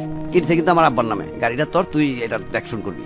তখন ঠিক আছে, গাড়িটা আমি করলাম, হ্যাঁ প্রসেস করলাম, আমি নিজেও চালাই একদিন, ড্রাইভার দিয়ে চালাই একদিন। চালানোর পর ওইটার যে ইনকাম ছিল ওইটা আমার আব্বার কাছে নিয়ে দিতাম রাত্রে, আব্বা এই এত টাকা, 4টে পয়সা এত টাকা বাচ্চা, তেল নিয়ে স্টাফ খরচ দিয়ে, আমারটা আবার আমি বেতন আমি নিয়ে নিতাম। ড্রাইভার যত বেতন পাই আমি অত বেতন নিতাম। তো এক পর্যায়ে 2-3 মাস পর লেখাপড়া কিন্তু শেষ আমার, আর লেখাপড়া হয় নাই, লেখাপড়া স্টপ। তখন আমার ভাই ওই মাঝে মাঝে আসতো, ওই অফিসে বসতো, এসে যাত্রাবাড়ি আমাদের অফিস ছিল, মালিক সমিতির অফিস। হ্যাঁ, ওটাতে এসে বসতো। তারা বড় চলতো গাড়িটা, চিটাং রোড পর্যন্ত চলতো পড়তো। কিসের গাড়ি, কি গাড়ি ছিল? ওটা হলো কোস্টার মিনিবাস। ওকে, মিনিবাস। এটা প্রথম অবস্থায় রোড পারমিট নিতে হয় না মিনিবাসে? হ্যাঁ, রোড পারমিট আছে। রোড পারমিট নিয়ে তারপর শুরু করেছিলেন? হ্যাঁ, কমপ্লিট। এটা তখন চিটাং রোড পর্যন্ত চলতো আর কি। আচ্ছা, তা আমি এইভাবে 2-3 মাস চালানোর পর আমার ভাই হঠাৎ করে একদিন আসলো। আসার পর আমারে বলতেছে যে তুই আমার ছোট ভাই, আমি একজন শ্রমিকের ইয়ের সাথে সিন্ডিকেটের সাথে জড়িত, এখন তোরে যদি মানুষের মহাজন বলে, মালিক বলে, হ্যাঁ, তাহলে তো আমার ভিতরে আমার একটা লজ্জা ভাব হয়। ঠিক আছে, গাড়িটা আমি দেখশন করি, তুই প্রত্যেকদিন 50-100 টাকা করে নিয়ে যাইস। এই আমার ভাই আমার সাথে 2 নম্বরই স্টার্ট করলো। ঠিক আছে, তখন আমি চিন্তা করলাম, আমার তো অগাধ একটা ভালোবাসা ছিল ভাইয়ের প্রতি, যে না, ভাই যদি দেখাশোনা করে আসলে তো ঠিকই কইছে, ও বড় আমি ছোট, আমার অনেকে মহাজন কয়, ওর ভিতরে তো একটা লাগে, লজ্জাবোধ লাগে যে আমার ছোট ভাইরে মহাজন কয়, আমি গিয়ে বসে থাকি। তখন আমি বললাম ঠিক আছে, তখন এই সমিতির সভাপতিরে বললাম যে ঠিক আছে ভাই, আজকের থেকে আমার ভাইয়ের নাম লেখেন, আমার দরকার নেই, আমি শ্রমিক হিসাবে, আমি যেহেতু ড্রাইভিং জানি, আমি মাঝে মাঝে গাড়ি চালামু, আমার ভাই মালিক হিসাবে থাক। এই গাড়িটা আমার ভাই তখন আত্মসাৎ করে নিল। নেওয়ার পর 1-2 মাস আমার আব্বারে টাকা দিছে, তারপর থেকে আর টাকা দেয় না, ইনকামের টাকা। আমি কিন্তু প্রত্যেকদিন নিয়ে দিতাম আমার আব্বারে, বুঝাই দিতাম মোবিল দিয়া যে আব্বাই এত টিপ হয়েছে, এত টাকা পাচ্ছে, স্টাফ এত দিছি, তেল এত টাকা দিছি। কিন্তু আমার ভাই কোনো পরোয়া করতো না, সে নিজেরটা নিজে বুঝ নিয়ে নিল। সে কি নিজে চালাতো না কাউকে দিয়ে? না, ড্রাইভার দিয়ে চালাইতো। ড্রাইভার দিয়ে চালাতো, আচ্ছা। ড্রাইভার দিয়ে চালাইতো। তখন আমার বাইরে বলতাম যে ভাই টাকা, খালি কইতো যে আজকে কাজ করাইছি, টাকা নিস না। আগের দিনই বলতো যে কালকে টাকা টুকা নিস না। মানে প্রথম দিছে আমার ঠিকই 50 টাকা করে, 1 মাস 1.5 মাস পর আমার টাকাটা স্টপ করে দিল, যে তুই প্রত্যেকদিন টাকা নিস না, একদিন পর নিস, এত টাকা দিয়ে কি করবি? আমার তো ওই জায়গায় 150-200 টাকা ডেলি লাগে, কারণ আমি 3 টাইম 4 টাইম ড্রাগ গ্রহণ করি। হ্যাঁ, আমার তো টাকা প্রয়োজন। তো এক পর্যায়ে যখন ভাই টাকা দেয় না, তখন আমি বিভিন্ন অপরাধের সাথে জড়িত হয়ে যাই। প্রথম কি অপরাধটা করলেন? প্রথম অপরাধটা করি, একটা ছিনতাই করি বিশ্ব রোডের উপর। কিভাবে করলেন এটা? মানে আমার আরো 3 বন্ধু ছিল এলাকার, ওরা বললো তোর কিছু করতে হবে না। প্রথম তো আমার তো ভয়ে মনে করেন শরীর কাঁপতাছে যে ছিনতাই করবো। প্রথম আমি, বন্ধুরা বললো যে টাকা তো নাই, কিভাবে মাল খামু কিভাবে? তা আমি কই টাকা নাই, কিভাবে খামু? ঠিক আছে চল। তখন ওদিকে আমাদের ওই এলাকাটা ছিল নিরিবিলি, এক রিক্সাওয়ালা যাইতেছে, রিক্সা চালাইয়া, ঠিক আছে, অরে গিয়া একটা ক্রিসের মতো ছিল, ওইটা নিয়ে ঠেকাইলো, তুই খালি সাইডে দাঁড়ায় থাকবি। তো ক্রিসটা ঠেকাইয়া ওরা দুইজনে, তার থেকে 150 টাকা মাত্র। তখন তো রিক্সাওয়ালার অল্প টাকা ছিল, তো রিক্সাওয়ালা কান্নাকাটি করতেছে যে ভাই আমি বাসায় গিয়ে বাজার টাজার করবো, আবার টাকাটা নিয়ে না। টাকাটা নিয়ে নিল জোর করে, নেওয়ার পর দৌড়তে। তখন আমি মানে হ্যাঁ, আমি প্রত্যক্ষভাবে না পরোক্ষভাবে জড়িত ছিলাম, প্রত্যক্ষভাবে না। জি হ্যাঁ, আমিও তো অপরাধ করছি, কারণ আমি তো সহযোগী। ওই সেন্সটা কাজ করতো না যে এই রিক্সাওয়ালাটা সারাদিন পরিশ্রম করে মাথার ঘাম পায়ে ফেলে 10 টাকা, 5 টাকা, 2 টাকা এরকম করে করে সে 150 টাকা পেয়েছে, এবং এই টাকা থেকে একটা অংশ তার মালিককে দিয়ে দিতে হবে। হ্যাঁ, এই টাকা থেকে এমনও হতে পারে যে তার পরিবারে সারাদিন হয়তো সে না খেয়ে অনেকে বসে আছে। দেখুন, এই কথাগুলো এই জন্যই বলছি যে একজন মানুষ যদি শুধু তার ভেতরের ক্ষুধাটা, সেটা যদি যৌক্তিক ক্ষুধা হয় কিংবা অযৌক্তিক ক্ষুধা হয়, যে ক্ষুধাই হোক না কেন, সেটা যদি ন্যায়ের ক্ষুধা হয় কিংবা অন্যায়ের ক্ষুধা হয়, যাই হোক না কেন, সেটাকে মাথায় রেখে কোনো কাজ না করে বরং ওই কাজটার পেছনের ব্যাকগ্রাউন্ড এবং ওই কাজটা করলে কি হবে, কেন হবে, এগুলো যদি চিন্তা করে, তাহলে মানুষের দ্বারা ভুল করা রীতিমতো অসম্ভব। এই কথাগুলো এই জন্যই বলছি যে যদি ও চিন্তা করতো বা ওরা যদি চিন্তা করতো, এই রিক্সাওয়ালাটা এই পয়সাটা রোজগার করে হয়তো তার বাড়িতে অসুস্থ একটা মা আছে, যে হয়তো সারাদিন ওষুধ পায়নি, তার ওষুধের টাকাটা সে জোগাড় করছে, কিংবা এর লাইফে একটা ভয়াবহ সুন্দরতম একটা স্টোরি আছে যে কারণে বাধ্য হয়ে আজকে সে রিক্সাওয়ালা, কিংবা এরকম যে এই টাকা দিয়ে হয়তো বা তার মেয়ের, ছোট্ট মেয়েটার স্কুলের ফিস দেয়া হবে। আপনি যদি এগুলো চিন্তা করতেন ওই সময়টাতে, আপনি পারতেন এই চিন্তাটা করতে। ইনফ্যাক্ট ওই চিন্তাটা ওই সময় মাথায় কাজ করে না, কারণ তোর শারীরিক প্রতিক্রিয়া, নেশা চাই, আমার যে কোনো ভাবে নেশাটা নিতে হবে, যে কোনো প্রকারই হোক, যার কাছ থেকে হোক না কেন। এবং এই জন্য দেখেছি যে মায়ের গহনা পর্যন্ত চুরি করে, ছিনতাই করে নিয়ে যায়। এবং এই যে দুর্ধর্ষ ঘটনাগুলো আমরা পত্রপত্রিকায় পড়ি যে বাবা মাকে খুন করে ফেলেছে নেশার কারণে। নেশা যে কি করতে পারে, আমরা একটু সামনের দিকে আগাই। আপনি যেটা বলছিলেন যে ক্রিস ধরে ওর কাছ থেকে 150 টাকা আপনারা নিলেন, তারপর নেওয়ার পর আমরা দৌড়ে চলে গেলাম। ধরে চলে যাওয়ার পরে 150 টাকার 5টা পুরিয়া কিনলো আমার বন্ধু। কেনার পর আমার একটা দিল, ওরা দুজনে 2টা করে নিল। যেহেতু তুমি দূরে দাঁড়িয়েছিলাম, আমি একটা পাইছি। তখন ওইটা দিয়া কোনো মতে শারীরিক প্রতিক্রিয়াটা দমন করি। দমন করার পর পরের দিন আমার আব্বার থেকে কিছু টাকা নেই, যে কাপড় চোপড় কিনবো, কিছু টাকা দেন। হ্যাঁ, কাপড় চোপড় কেনার কথা আমার আব্বা 2000 টাকা দেয় আমারে। 2000 টাকার 1000 টাকা আমি নেশা করে ফেলাই 2 দিনে। 2 দিনে 1000 টাকা খাই ফেলাই। খাইয়া ফেলানোর পর এখন চিন্তা করলাম কি, গুলিস্তান চলে যাই। গুলিস্তান থেকে কম দামি শার্ট, কম দামি প্যান্ট, কম দামি স্যান্ডেল কিনে আনি মাত্র 400 টাকায়। একটু পজ দিচ্ছি এখানে। এই যে আপনি নেশা করছেন, এটা কি ততদিনে পরিবারের মধ্যে কেউ কি জানে বিষয়টা? আপনার বউ তো অন্তত জানার কথা। হ্যাঁ, জানে। কিভাবে জানলো? আমার আব্বা, ওই আমি একদিনকা বাজারের এক লেবাররা থাকতো, ওই ঘরে খাইতেছে, আমার ভাই সরাসরি দেখে ফেলাইছে, এবং এলাকার অনেকে যে আমি খাইতেছি। তখন থেকেই এটা বাস্ট হয়ে যায়। এরপরে আপনার পরিবারের প্রতিক্রিয়া কি ছিল? প্রতিক্রিয়া কি, আবার মা আর অত্যাচারের পরিমাণ বাড়ায় দেয়। গানজুটি গেলেই বাড়ির ভিতরে ঢুকলে ওই যে গানজুটি আছে, ঠিক আছে, কিন্তু ভালো কোনো সাজেশন না যে এই পথ ছেড়ে দাও। বুঝায় না, একটা সৎ মা হয়েছে কি, মা না, আমার বাবার স্ত্রী না, কোনোদিন ভালো কিছু শিখায় বুঝায় নাই আমারে যে বাবা তুমি ছেড়ে দাও এগুলা। বা ভালো একটা ব্যবহার করতো, যে সামনে নিয়ে খাওয়াইতো যে বাবা এগুলো ভালো না, ছেড়ে দাও, তোমার দরকার বললে ওষুধ ওষুধ টষুধ লাগে তোমার আমি একটা ক্লিনিকে ভর্তি করে দিই। এই ধরনের কোনো না, গেলি ওই যে গান জুটি আইছে, ঠিক আছে, অনেক টাকা চাইবো, ঠিক আছে, গাঞ্জা খাইছে, চোখ লাল হয়েছে, যদি নাও খাই যেতাম তারপরও কইতো, তখন মনের ভিতরে আরো কি একটা দুঃখ বেদনা হইতো যে আজকে এখন আমি খাই নাই, কিন্তু আমার ওই গাঞ্জুরি বইলা ডাকতেছে, বা আমার যে আমাদের যে ওয়ার্কাররা ছিল, কর্মচারীরা ছিল, তারাও মানে দেখতেছে, তুচ্ছতাচ্ছিল্য করতেছে, আরো খাবো বেশি করে। Right, this is a very important point. Okay, তো 400 টাকার জিনিসপত্র কিনে ফিরলেন, তারপর 400 টাকার জিনিসপত্র আনলাম। তো আমার আব্বা বললো, কিনে কাপড় চোপড় কিনে হাওয়া কিনছি, এই যে। আমার আব্বা তোর দাম জানে না, অন্ধ মানুষ ধরে দেখছে যে ঠিক আছে শার্ট কিনছস, প্যান্ট কিনছস, হ্যাঁ, কিন্তু ওই টাকাটা আমি মেকআপ করার জন্য কম দামি জিনিস কিনে আনি, এবং ওই টাকা দিয়ে আরো নেশা করি, আমি আরো 2-3 দিন করি, করার পর এট লাস্ট 4 দিন পর আমার ওই বন্ধুরা, আমার কাছে টাকা নাই, আমার তো প্রতিক্রিয়া শুরু হয়ে গেছে গা, ঠিক আছে টিপু চল আজকে আরেকটা কাজ করি, মানে চিন্তাই করি। তখন আবার বিশ্ব রোডে এক লোক নোয়াখালীর থেকে আসতেছে, তার বোনের মনে বিয়ে দিবে, 10,000 টাকা তার কাছে। ওই আমরা ভোর আজানের সময় চলে আইছি, আমি আজানের সময় আইসা ওই দ্বিতীয় একটা কাজ করি আমি। এটা কি আপনি প্রত্যক্ষ ছিলেন না পরোক্ষ ছিলেন? হ্যাঁ, ওইটা আমি প্রত্যক্ষ ছিলাম, কারণ আমার সাহস হয়ে যায় প্রথমটা করার। কি করলেন আপনি ওই সময়টাতে? আপনাদের হাতে কি ওই ক্রিজ ট্রিজ এগুলো নিয়ে গেছেন? হ্যাঁ, চাকু ছিল, ক্রিজ ছিল। কি করেন মানে ওই সময়টাতে আপনারা পুরো প্রসেসটা কমপ্লিট করেন কিভাবে, মনে আছে? প্রসেসটা আগের থেকে আমরা বলি যে কে ধরবো, আচ্ছা, ঠিক আছে। হ্যাঁ, আমার এক বন্ধু ছিল খুব সাহসী, সে মারা গেছে, জেলখানাতে মারা গেছে স্ট্রোক করে। আচ্ছা, হ্যাঁ, ওই আমার প্ররোচনা করতো বেশি, যে টাকা বেটা বাসার থেকে টাকা চাইতে হয়, টাকা তো মানুষের পকেটে আমাদের, ঠিক আছে, আমার সাথে চল। মানুষের পকেটের টাকাটা আপনারা নিজের মনে করতেন? হ্যাঁ, নিজে। এথিক্স লাগে, সবকিছু করতে গেলেই একটা এথিক্স লাগে, নইলে ব্রেনকে স্ট্রং করা যায় না, আর ব্রেন স্ট্রং না হলে কোনো কাজে আসলে সম্ভব না। চিন্তা করুন ওরা মাইন্ডসেটটা কিভাবে করেছে, ওরা মাইন্ডসেট করেছে যে পকেটে মানুষের যে টাকাগুলো, ওই টাকাগুলো আমাদের, মানে আমাদের টাকা মানুষের পকেটে, সো ওই টাকাগুলো আমাদেরকে আদায় করতে হবে।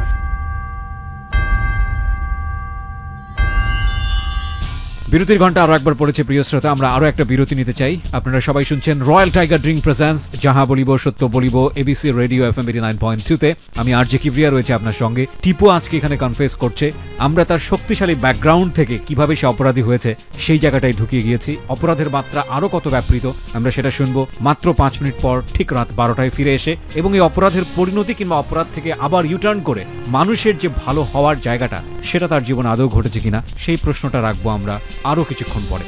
তবে একটু পরে ফিরে আসছি। যারা এখানে কনফেস করতে চান তারা আমাদেরকে ফোন করবেন। আমাদের ফোন নাম্বারটি হচ্ছে 09613892 আমি আরো একবার বলছি 09613892 ফিরছি ঠিক 5 মিনিট পর।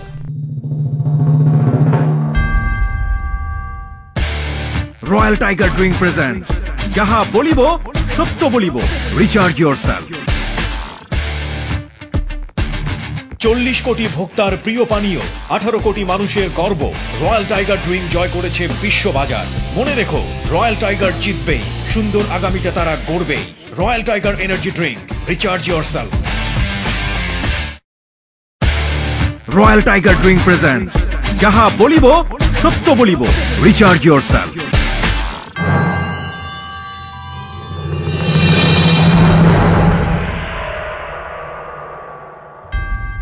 সময় রাত 12টা। প্রিয় শ্রোতা, আপনারা শুনছেন রয়্যাল টাইগার ড্রিঙ্ক প্রেজেন্ট যাহা বলিব সত্য বলিব, এবিসি রেডিও FM 89.2 তে। আমি আরজে কিবরিয়া আছি আপনার সঙ্গে, এবং আজকে টিপু এখানে কনফেস করছে। আমরা কথা না বাড়িয়ে টিপুর কাছে আবারও ফিরছি।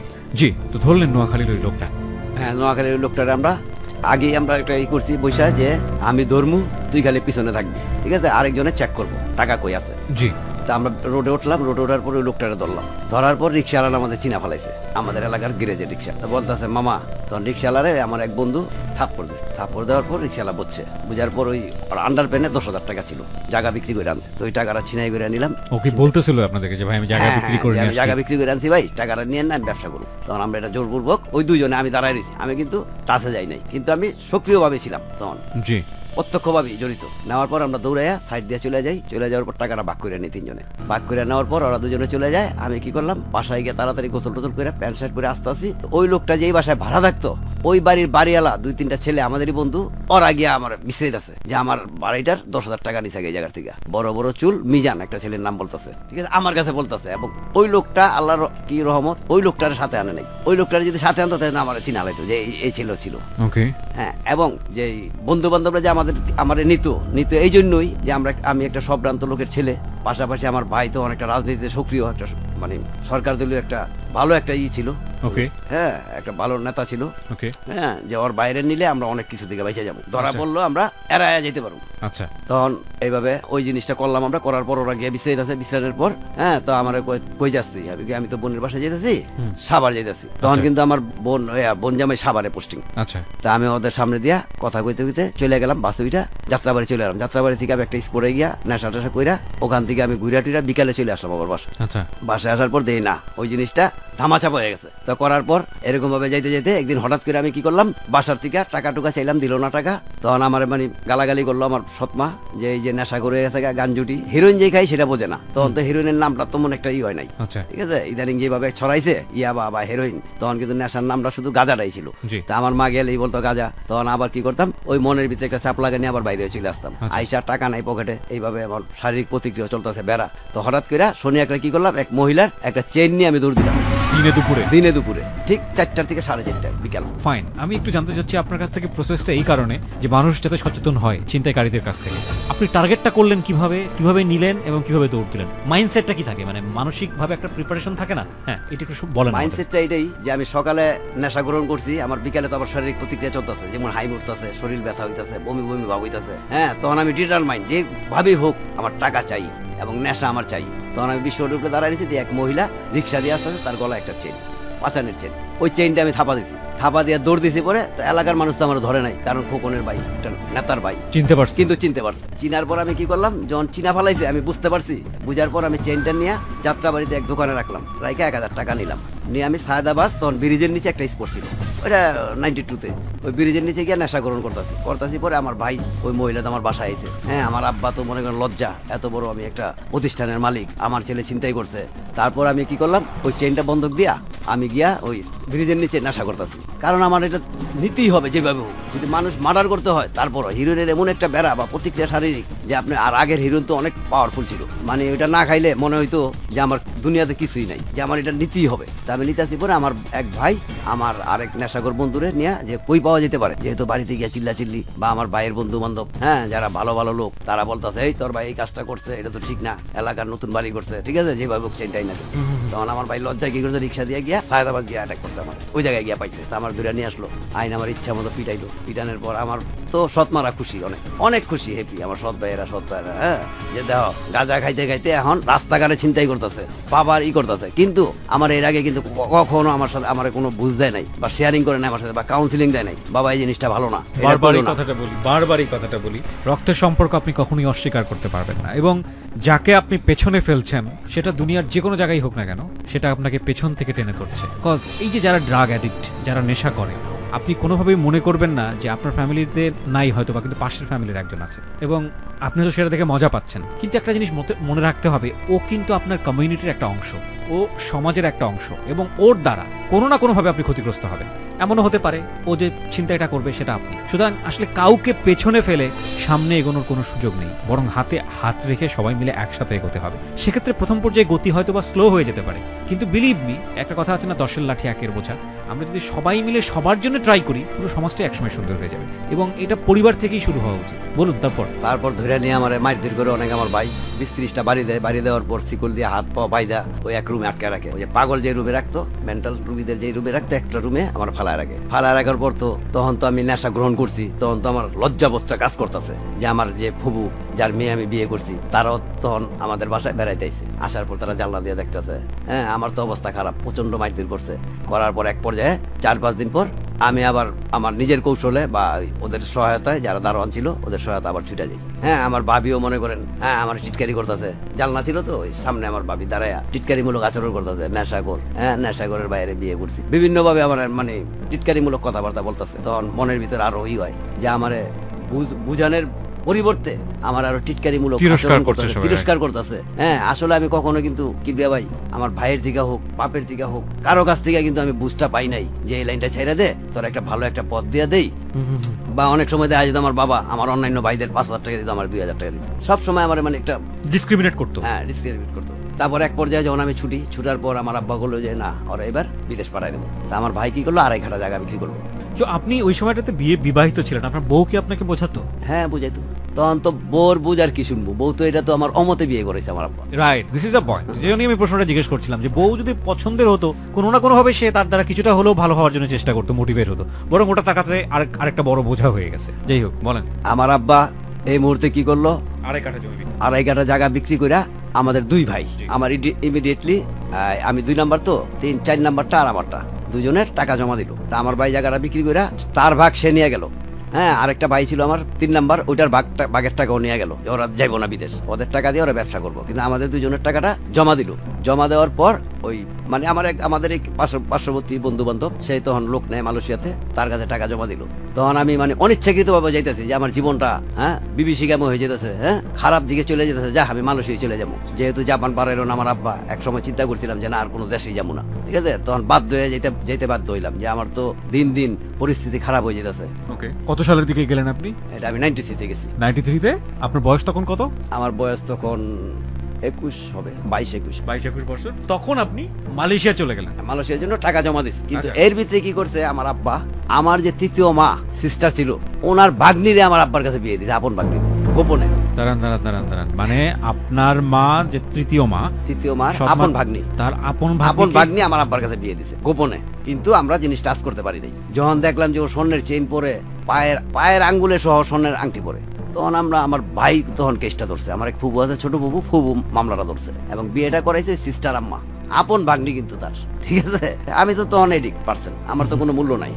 পারিবারিক কি হইতাছে না হইতাছে এটা আমার দেখার সময় নাই, কারণ ইচ্ছা করে বেরো, আমার নেশার পয়সা। হ্যাঁ, আমার ভাইও কোনো সময় কাউন্সিলিং দেয় না যে তুই এটা ছেড়ে দে ভাই, ওই মাইটদের করে চাই না। তারপরে এক সময় ওই মিনার একটা মেয়ে সন্তান জন্মগ্রহণ করলো।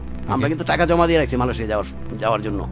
তো আমার মেয়ে সন্তান হইলো, মেয়ে সন্তান হওয়ার পর তো এটা ফ্লাশ হয়ে গেল আমার আব্বার। তারপর কি করবো, আমার আব্বারে মনে করেন এই হ্যাস্ত শুরু করলো আমার ভাই, ভয়ভীতি দেখায় টাকা পয়সা নিতেছে, নিজের স্বার্থ হাসিল করতেছে, ঠিক আছে। আমার ওই বড় ভাই আর আমার 3 নাম্বার ভাইটা, দুইজন, আচ্ছা, ঠিক আছে। আর আমাদের তো অফ করে রাখছে, তোদের টাকা দিচ্ছি, তোরা বিদেশ চলে যাবে। হ্যাঁ, এবং বিদেশ পাঠানোর ভিতরে একটা আমার ভাইয়ের একটা অভিসন্ধি ছিল যে এদের পাঠাই দিলে আমার আব্বার যে ব্যাংক ব্যালেন্স গুলো আছে এবং এই সম্পদ গুলো আছে ভাগ বাটোয়ারার সময়, কারণ আমি তো একটু ইন্টেলিজেন্ট ছিলাম, যে কোনো কাগজপত্র আমি দেখলে বলে দিতে পারি। পাশাপাশি আমার আব্বার প্রতি আমার একটা টান ছিল যে আব্বা যতই খারাপ করুক, সে আমার বাপ, জন্মদাতা পিতা, কারণ তার জন্য আজকে আমরা এই বিশাল সম্পদের মালিক। হ্যাঁ, তারে কেন আমরা টর্চারিং করব? তখন আমার ভাই কি করলো, আমার আব্বারে হঠাৎ করে একদিন আমার আব্বা ভোরে, আমি ঘুমাই রয়েছি, তো আমি তো নেশা গায়ে ঘুমাইতাম, আমি তো 10টা-11টা উঠতাম, ভোরে শুনি চিল্লাচিল্লি বাড়িতে। কি হইছে, আমার আব্বা দলিল পত্র সব বস্তার ভিতরে বইরা এই মেয়েটারে পালাইতে লইছিল। পালাইতে গিয়ে আমার আব্বা ধরা পড়ে অন্তত, কিন্তু ওই মেয়েটা চলে যায়, যার মেয়ে হয়েছে। হ্যাঁ, চতুর্থ। তারপর ওই বস্তা সহ ধরে আনে, চিল্লাচিল্লিতে আমি হঠাৎ করে উঠি। উঠার পর আমার বাইক হইতাছে যে খালি নেশা গায়ে ঘুমা, দেখছস, অন্ত সব লয়ে গেছিল গা, বাড়ির দলিল পত্র সব লইয়া এই মিনারে লইয়া পালাইতে লইছিল, ঠিক আছে। বিশ্বর থেকে ধরে আনছে, কিন্তু মিনা কিন্তু চলে গেছে গা, আমার আব্বারে ধরে রাখছে, আর ওই যে দলিল পত্র গুলা রেখে দিছে। তখন আনার পর আমি দেখলাম যে আমার 3 নাম্বার বাইক হইতেছে, যে আমি জানি যে পরিকল্পনা হইতেছে, আমি ছাদের উপরে বসে রয়েছি। যখন পালাই যেতে রয়েছে, তখন আমি এই যে বাইরে ডাক দিয়া আমরা 2 ভাইকে ধরে আনছি, তাদের সাফল্য এটা, ঠিক আছে। তারপর তারা কি করলো, আমার আব্বারে শিকল দিয়ে বাইন্দা রাখলো করে। ফাইনাল এটাই বলে যে যেমন কর্ম তেমন ফল। আপনি যেই শস্যটাই রোপণ করবেন, সেই শস্যেরই সেই বীজই হবে আসলে। দেখুন, শেকল দেওয়া শুরু করেছে কে? বাবা, এবং সেই শেকল কার পায়ে পড়লো? বাবার পায়ে পড়লো। This is the ultimate story. মানে এগুলো আসলে প্রচারের জায়গাটা এই কারণেই যে আপনি এই যে আজকে টিপু এখানে কনফেস করছে, টিপুকে শুনে আপনার পরিবারে যাতে কেউ টিপু না হয়, কিংবা আপনি যাতে টিপুর মতো না হন, সেই জায়গাটা সচেতন হওয়া, তাকে অ্যানালাইসিস করা, তাকে সমালোচনা করা কিন্তু আমাদের অনুষ্ঠানের মূল উদ্দেশ্য না, যে কাজটা অনেকেই করেন এবং বেশিরভাগই করেন। এই গল্পটাকে নিজের জায়গাটিতে বসিয়ে এই মানুষটি যাতে আপনি না হন, এর মতো যাতে ভিকটিম না হন, সেই জন্য আপনার জীবনটাকে সহজ করার জন্য আপনি স্টেপ নেন। That is our motto of the story. Okay, বলুন। তারপর আমার আব্বা 2-3 দিন পর রেস্ট্রি অফিসে নিয়ে গেল আমার ভাই, জোর কইরা, যে তোরা থাকবি পিছনে, ঠিক আছে, সব লয়ে এলো মোর থেকে। রেস্ট্রি অফিসে নিয়ে গেল মির্জাবাড়ি। সব লয়ে এলো মানে কার কাছ থেকে নেবেন? আমার আব্বার থেকে। যে আমরা ভাই বোন আছি না, সবাই মিলে এক হয়ে গেছেন। সবাই মিলে একই, কারণ ওই যে একদম সব শেষের যে বউ, তার সঙ্গে পালাতে চাচ্ছে, মানে আপনারা সবাই বঞ্চিত হচ্ছেন, সে কারণে আপনারা সবাই এক হয়ে গেছেন। যে আমার আব্বা যদি ওরা লিখে দিয়ে দেয়, রাইট, এজন্য সবাই এক হয়ে গেছেন। আলটিমেটলি কিন্তু আপনাদের মধ্যে মিল নাই। না, আসলে মিল নাই। তখন আমরা স্বার্থের জন্য, আর আমি অনিচ্ছাকৃত ভাবে গেছি। জি। তখন আমার আব্বারে কি করলাম, গার্ড দিয়ে আমরা রেস্ট্রি অফিসে নিয়ে গেলাম মির্জাবাড়ি। নেওয়ার পর হেবা একটা দলিল করলো। হেবা দলিল কি জিনিস? হেবা দলিল হলো সবাই সমান অধিকার। আমরা সন্তান যারা আছি এবং কি আমার আব্বার যে স্ত্রী যারা আছে, সবাই সমান অধিকার। সবাই সমান অধিকার। হ্যাঁ, যারা জেনুইন স্ত্রী, তো জেনুইন না, ও তো আন্ডারগ্রাউন্ডে বিয়ে করছে। ওকে, বাগনিটা তো আন্ডারগ্রাউন্ডে বিয়ে করছে, একটা মসজিদের ইমাম দিয়া আমাদের। কোনো কাগজপত্র নেই? কাগজপত্র নেই, আচ্ছা, মৌখিক। এবং সে একটা বিশাল অ্যামাউন্ট নিয়ে বিয়ে হয়েছে আমার বাবার কাছে, কারণ তার বয়স মাত্র 17-18 ওই মেয়েটার। আর আপনার বাবার বয়স তো? আমার বাবার বয়স তো 60 আপ। চিন্তা করুন অবস্থা। তারপর আমরা নিয়ে গেলাম, নেওয়ার পর হেবা দিয়ে দিল আমার আব্বা সবাই দেওয়ার পর আনার পর এর 15-20 দিন পরে আমাদের ফ্লাইট পড়লো মালয়েশিয়াতে। আপনার ফ্লাইট? আমার আর আমার ছোট ভাই দুজনকে একসঙ্গে? 4 নাম্বার একসাথে। তখন আমরা মালয়েশিয়াতে চলে গেলাম। যাওয়ার পর আমার ভাই অনেক খুশি দেখলাম এয়ারপোর্টে যে আমরা যে উঠতাছি বিমানে, আমার ভাই অনেক খুশি, মানে ঝামেলা দুইটা খেলাইলাম, কারণ আমরা এই বেজালটা করতাম। তো যাওয়ার পর গিয়ে দেখলাম কঠোর পরিশ্রম, মালয়েশিয়াতে কাজ করলাম হ্যান্ড টু মাউথ, যেই পয়সা পাই খাবার দাবার করে, অল্প পয়সা ছিল তখন 93-তে, আর তখন বাঙালিও খুব কম ছিল। তো এক সময় চিন্তা ভাবনা করলাম যে চলে আসা করবো আবার দেশে। তারপর আবার চিন্তা করলাম যে দেশে গিয়ে কি করবো, আবার নেশা, আবার লাঞ্ছনা গঞ্চনা, অন্তত এই জায়গায় কঠোর পরিশ্রম করে দুবেলা তো খাইতে পারতাছি, নিরাপদ ভাবে তো থাকতাছি, গালাগালি থেকে হাই পাইতাছি। তো এই চিন্তা ভাবনা করে দীর্ঘ 4 বছর কাটাইলাম সেখানে। কিভাবে কাটালেন? জীবনযাপন কি ছিল ওখানে? চাকরি করতাম আমি। কিসের চাকরি? ফার্নিচার ফ্যাক্টরিতে। ফার্নিচার ফ্যাক্টরিতে, চাইনিজ একটা ফ্যাক্টরিতে চাকরি করতাম। মালয়েশিয়ান ফার্নিচার কিন্তু বিখ্যাত, বাংলাদেশে অনেক বিখ্যাত ফার্নিচারে। 1 বছর কষ্ট হয়েছে, 1 বছর পর থেকে মোটামুটি ভালো একটা অ্যামাউন্ট পাইলাম, বেতন বাড়লো, এবং মালিক খুব ভালোবাসতো আমার, কারণ আমি যে কোনো কাজে গেলে আমি সাকসেস, যে কোনো কাজ। ওইখানে কি আপনি নেশা করতেন কিভাবে? ওখানে গিয়া করছি, এটা 2 বছর পর আমার এলাকার এক ছেলে, ওইখানে গিয়ে নেশা 2 বছর পরে? 2 বছর পর, 2 বছর পর্যন্ত খুঁজে পাননি কোনো? বিয়ার টিয়ার খাইছি। মানে ওইখানে গিয়ে 2 বছর আপনি নেশাটা খুঁজে পাননি? না। 2 বছরে তো আপনার, তার মানে চাইলে আপনি কিউর হতে পারতেন, ওখানে তো ওই সমস্যাটাও ছিল না। কিউর হয়ে গেছিলাম তো অলরেডি। তারপরে আপনি আবার কেন গেলেন? কারণ ওই যে আমার যে এলাকার এক ছেলে নেশাখোর, সে আবার মালয়েশিয়াতে থাকে, আমি থাকতাম বান্তিং, সে থাকতো কুয়ালালামপুর। সে আইসে আবার আমার ভাবির থেকে ঠিকানা নিয়ে গেছে আমার, সে ছুটিতে আইছে, ছুটিতে গিয়ে সে আমার ফ্যাক্টরিতে গেছে এবং 1 গ্রাম হেরোইন নিয়ে গেছে পকেটে।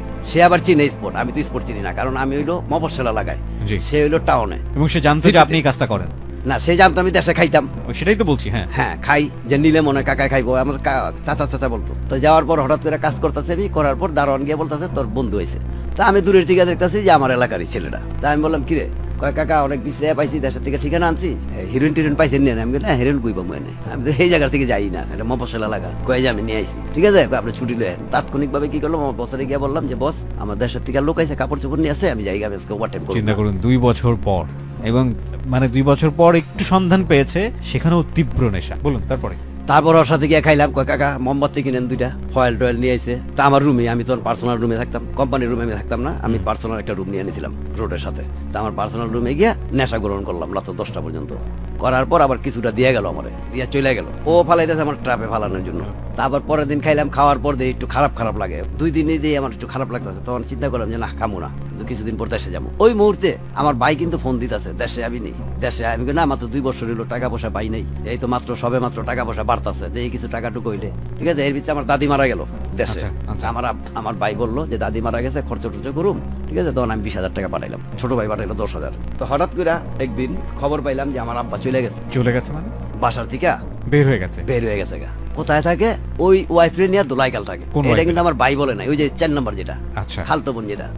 ঠিক আছে, দোলাইগাল একটা বাসা নিয়ে। কিন্তু আমার আব্বারে আটকাইলে কি, আমার আব্বার যে টাকাগুলো, ব্যাংক ব্যালেন্স গুলো আছে, এগুলো আটকাতে পারে নাই। তার বিভিন্ন খাতে টাকা তো ছড়ানো ছিটানো ছিল। তারপর মানে অন্য এক লোকের কাছে, এক লোক ছুটিতে গেছে আমার এলাকারই, ও বললো, কিন্তু আমার ভাইটাই কেউ কিন্তু কোনো খবর টবর দেয় না আমাদের। ঠিক আছে, বরঞ্চ ফোন করলে, আমার আব্বার সাথে ফোন করলে, ওই ফোনে কানেকশন দিয়ে রাখে আরেকটা সেট, ওইটাতে আমার ভাই শোনে যে কি কইতেছে আমার আব্বারে। তখন আমার আব্বা যখন পালানের আগে আমার বলতো যে বাবা দেখ এই ঘটনা, তোরা আমার সন্তান, আজকে যদি আমি এই সম্পদগুলা না যোগাইতাম তাহলে তোরা কিসের মালিক হতি, দেখ আমার এই ধরনের অত্যাচার করতেছে। তখন আমার ভাই আবার ওই রিসিভার দা কইতো, এই মানে গালাগালি করে যে ওর কথা শুনিস না, মিথ্যা কথা কয়। ঠিক আছে, এই ঘটনা আমাদের সম্পদ সব ওদেরকে দিয়ে দিতে চাইছিল। তখন তো বাপ তো আমার, বুঝেন নাই, যতই অ্যাকচুয়ালি আমার আব্বা কিন্তু সবসময় আমার অবহেলায় দেখতো, দেখার পরও কিন্তু আমার আব্বারই আমি বেশি করতাম ভালো, কারণ মায়া লাগতো, আপনার ভিতরে একটা মায়া আসতো যে আসলে আমরা তো এটা ঠিক করি না, সম্পদটা তো বড় না, ঠিক না? বাবা তো আর পুরা নিঃস্ব করতো না, আমাকে তো কিছু দিত, আমরা তো আমাদের তো জন্ম দিচ্ছি, এটার বিরোধিতা করছি আমি সবসময়।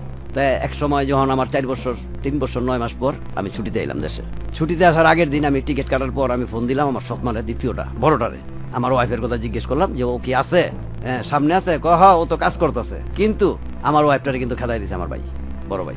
ঠিক আছে, যে আমার ভাই তার ফকিরনি, তোরা বিয়া করেছে আমার বাপে জাগা, তার একটা অপবাদ দিয়া আমার যে 5 নাম্বার ভাই আছে বিল্লাল, তার সাথে নাকি তার অবৈধ সম্পর্ক ছিল। আমি যাওয়ার পর এটা দিয়ে আপনার ওয়াইফকেও খেদাই দিয়েছে? ওয়াইফকে খেদাই দিয়েছে আমার বড় ভাই। এবং এটা আপনাকে কিছু জানায়ও নাই? কিচ্ছু জানি না আমি।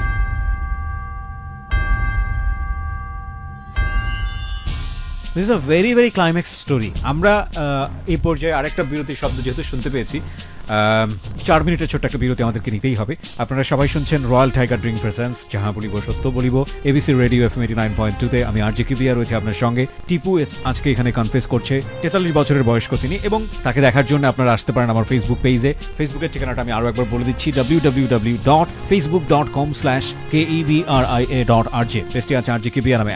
এছাড়া আপনারা চাইলে এখানে স্টোরি বলার জন্য আসতে পারেন। ফোন নাম্বারটি হচ্ছে 09613892892। আমি আবারও বলি 09613892892। 4 মিনিটের break. Royal Tiger drink presents যাহা বলিব সত্য বলিব, রিচার্জ ইয়োরসেলফ। 40 কোটি ভোক্তার প্রিয় পানীয়, 18 কোটি মানুষের গর্ব, রয়্যাল টাইগার ড্রিঙ্ক জয় করেছে বিশ্ববাজার। মনে রেখো, রয়্যাল টাইগার জিতবেই, সুন্দর আগামীটা তারা গড়বেই। Royal Tiger energy drink, recharge yourself. Royal Tiger drink presents যাহা বলিব সত্য বলিব, রিচার্জ ইয়োরসেলফ।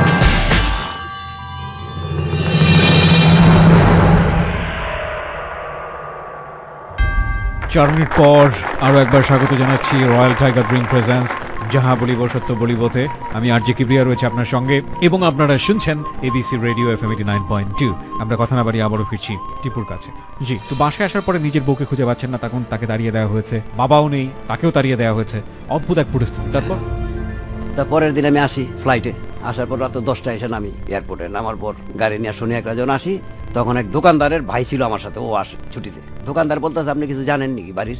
না, কি কয়, আপনার আব্বা তো এই ঘটনা, আপনার আব্বারে তো তারাই দিছে, কি পুলিশ আই না, ডিবি টিভি আই না, পুরা বাড়ি ঘেরাও করে আপনার আব্বারে অ্যারেস্ট করে নিয়ে গেছে। আমার আব্বাকে তারায় দেওয়ার পর ডিবি টিভি দিয়া অ্যারেস্ট করাইছে আমার বড় ভাই, যে বুয়া মেডিকেল এটা। হ্যাঁ, ওনার কোনো সার্টিফিকেট নেই, এমবিবিএস। আমার দুই ভাইয়ের এক বোন জামাই, ঠিক আছে?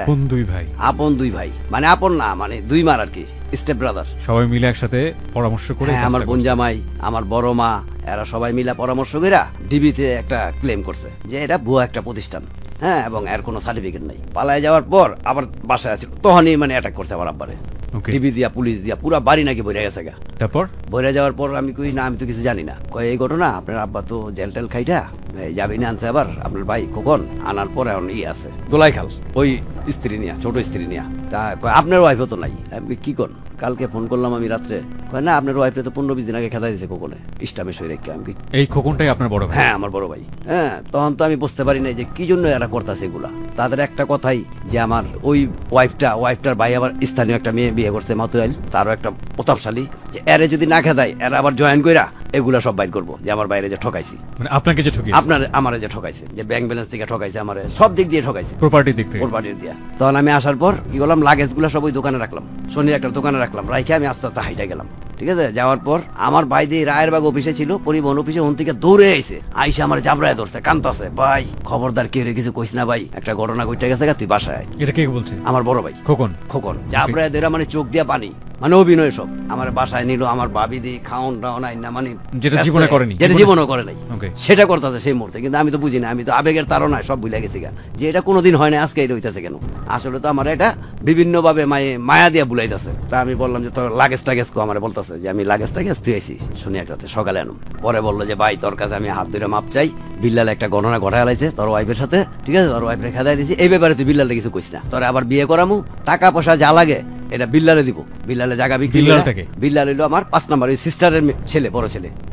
শুনলাম যে বললে যে আমি এটা কে দেখছে, কে বলতেছে পাশের বাড়িতে এক ভাড়াটিয়া ছেলে, সে নাকি এটা সাক্ষী, মানে কোনো যুক্তি নেই এটার। তা আমি বললাম যে ভাই এটা আপনি করলেন, অন্তত পক্ষে তো আমার জানার দরকার ছিল। তা আমার ভাই বারে বারে আমার হাতে ধরতেছে, ভাই কোনো কথা কইস না, তুই জানে তো যে আমি এখন নেশা মুক্ত, বা আমার যে একটা স্বামীর তার স্ত্রী যদি চলে যায়, তার মন মাসে এত বছর পর বিদেশ থেকে আইসা, তার মন মাসে তো আমার ওয়াইফের জন্য আমি শাড়ি নিয়েছি, সবকিছু নিয়েছি, কসমেটিক সব আপ টু ডেট, স্বর্ণ টর্ণ সব নিয়েছি। তো আপনি মালয়েশিয়া থেকে আপনার ওয়াইফের সঙ্গে যোগাযোগ? হ্যাঁ, যোগাযোগ করছি সবসময়। তো আপনাকে বলে নাই বিষয়গুলো যে এগুলো হচ্ছে আমার সঙ্গে? না, ফ্যামিলি থেকে আমাকে তাড়িয়ে দিচ্ছে সেটাও বলে না। তখন তো ল্যান্ড ফোনে ছিল, তো মোবাইল ছিল না। তাহলে এত রকম একটা সেনসিটিভ বিষয় তো আপনাকে জানানো উচিত। অনেক সময় আবার আমার বাইক বলতো যে না ও কাজ করতেছে, তুই আমার সাথে কথা বল, তারা সব সময় দিত না ফোন, মানে ল্যান্ড ফোন ছিল তো ওর ঘরেই ছিল। আচ্ছা আচ্ছা, তখন তার মোবাইল ছিল না, যে ইচ্ছা মতো সব সময় কথা বলতে পারবো, ল্যান্ড ফোন ছিল। হ্যাঁ, কথা বললে হয়তো মাসে একদিন বা 2 মাসে একদিন কথা বলতাম, আর বাকি দিন কি বলতো যে না ও বেড়াইতে গেছে, হ্যাঁ, বা কাজে আছে, এটা বলতো যে আমার আমার কাছে বল। তা আমি কই এই মেয়েটারে যে খেদাই দিলেন, মেয়েটার একটা কিছু টাকা দেওয়া দরকার না? কই টাকা আমি দিয়ে দিব বিল্লালের থেকে নিয়ে 30,000 টাকা। তা ঠিক আছে, যাওয়ার পর আর ওই মেয়ের সাথে আমার যোগাযোগ করতে দেয় না, বাসার থেকে বাইরে দেয় না আমার। তোর বাসায় বাইরে দেবো না, তোর যা লাগে আমি কিনে দেবো। সিগারেটটা শুদ্ধ আমার কিনা দেয় ছোট বড় ভাই, যে বড় ভাই সামনে আমি সিগারেট খাই না, মানে সামহাও আপনাকে কন্ট্রোল করার চেষ্টা কন্ট্রোল করার চেষ্টা। এবং আমার ভাবি মানে পাগল হয়ে থাকা আমার জন্য, খাবার এইটা এইটা, ঘরের থেকে টিভি, হ্যাঁ ঘরের থেকে টিভি আমার ঘরে আইনা দেয়, যে ঘরে রাখছে আমার, কই টিভি দিলাম তোর তুই দেখেন। তখন আমার বোন আবার আমেরিকা থেকে আইছে। এই যে মালয়েশিয়া থেকে আপনি টাকা পয়সা রোজগার করতেন, এগুলো আপনি কোথায় পাঠাতেন? এগুলা 2 বছর তো কামাইতে পারি নাই, কারণ 2 বছর তো আমাদের বেতন লো। আর 1 বছরে যেটা কামাইলেন, এক বছরে যেটা আমার দাদিরে দিলাম 30,000 টাকা, আমার আব্বারে দিয়েছিলাম 50,000 টাকা, হ্যাঁ 80,000 টাকা। নিজের কাছে কোনো কিছু ছিল, গচ্ছিত কোনো নিজের সম্পদ? কাছে ছিল 80-90,000 টাকার মতো নিয়েছি আমি, আর এই যে কিছু 1-1.5 লাখ টাকার মার্কেট করে নিয়েছি। 2 বছর আর কটা টাকা। এই মার্কেটটা কি নিজের বউয়ের জন্য, নিজের বউয়ের জন্য, ভাইয়ের জন্য, বাবার জন্য, অল্প অল্প করে যা যা পারে সবার জন্য কিনে। এবং আয়শা দেখলেন যে সবকিছু সব উল্টা পুল্টা। ওকে, তারপর? হ্যাঁ, তারপরে তখন আমার দেখাইলো পরের দিন যে জায়গা জুগা কেমনে কি হয়েছে। কয় জায়গা তো ভাই ভাগ করে আলাইছি। আমি কেমনে?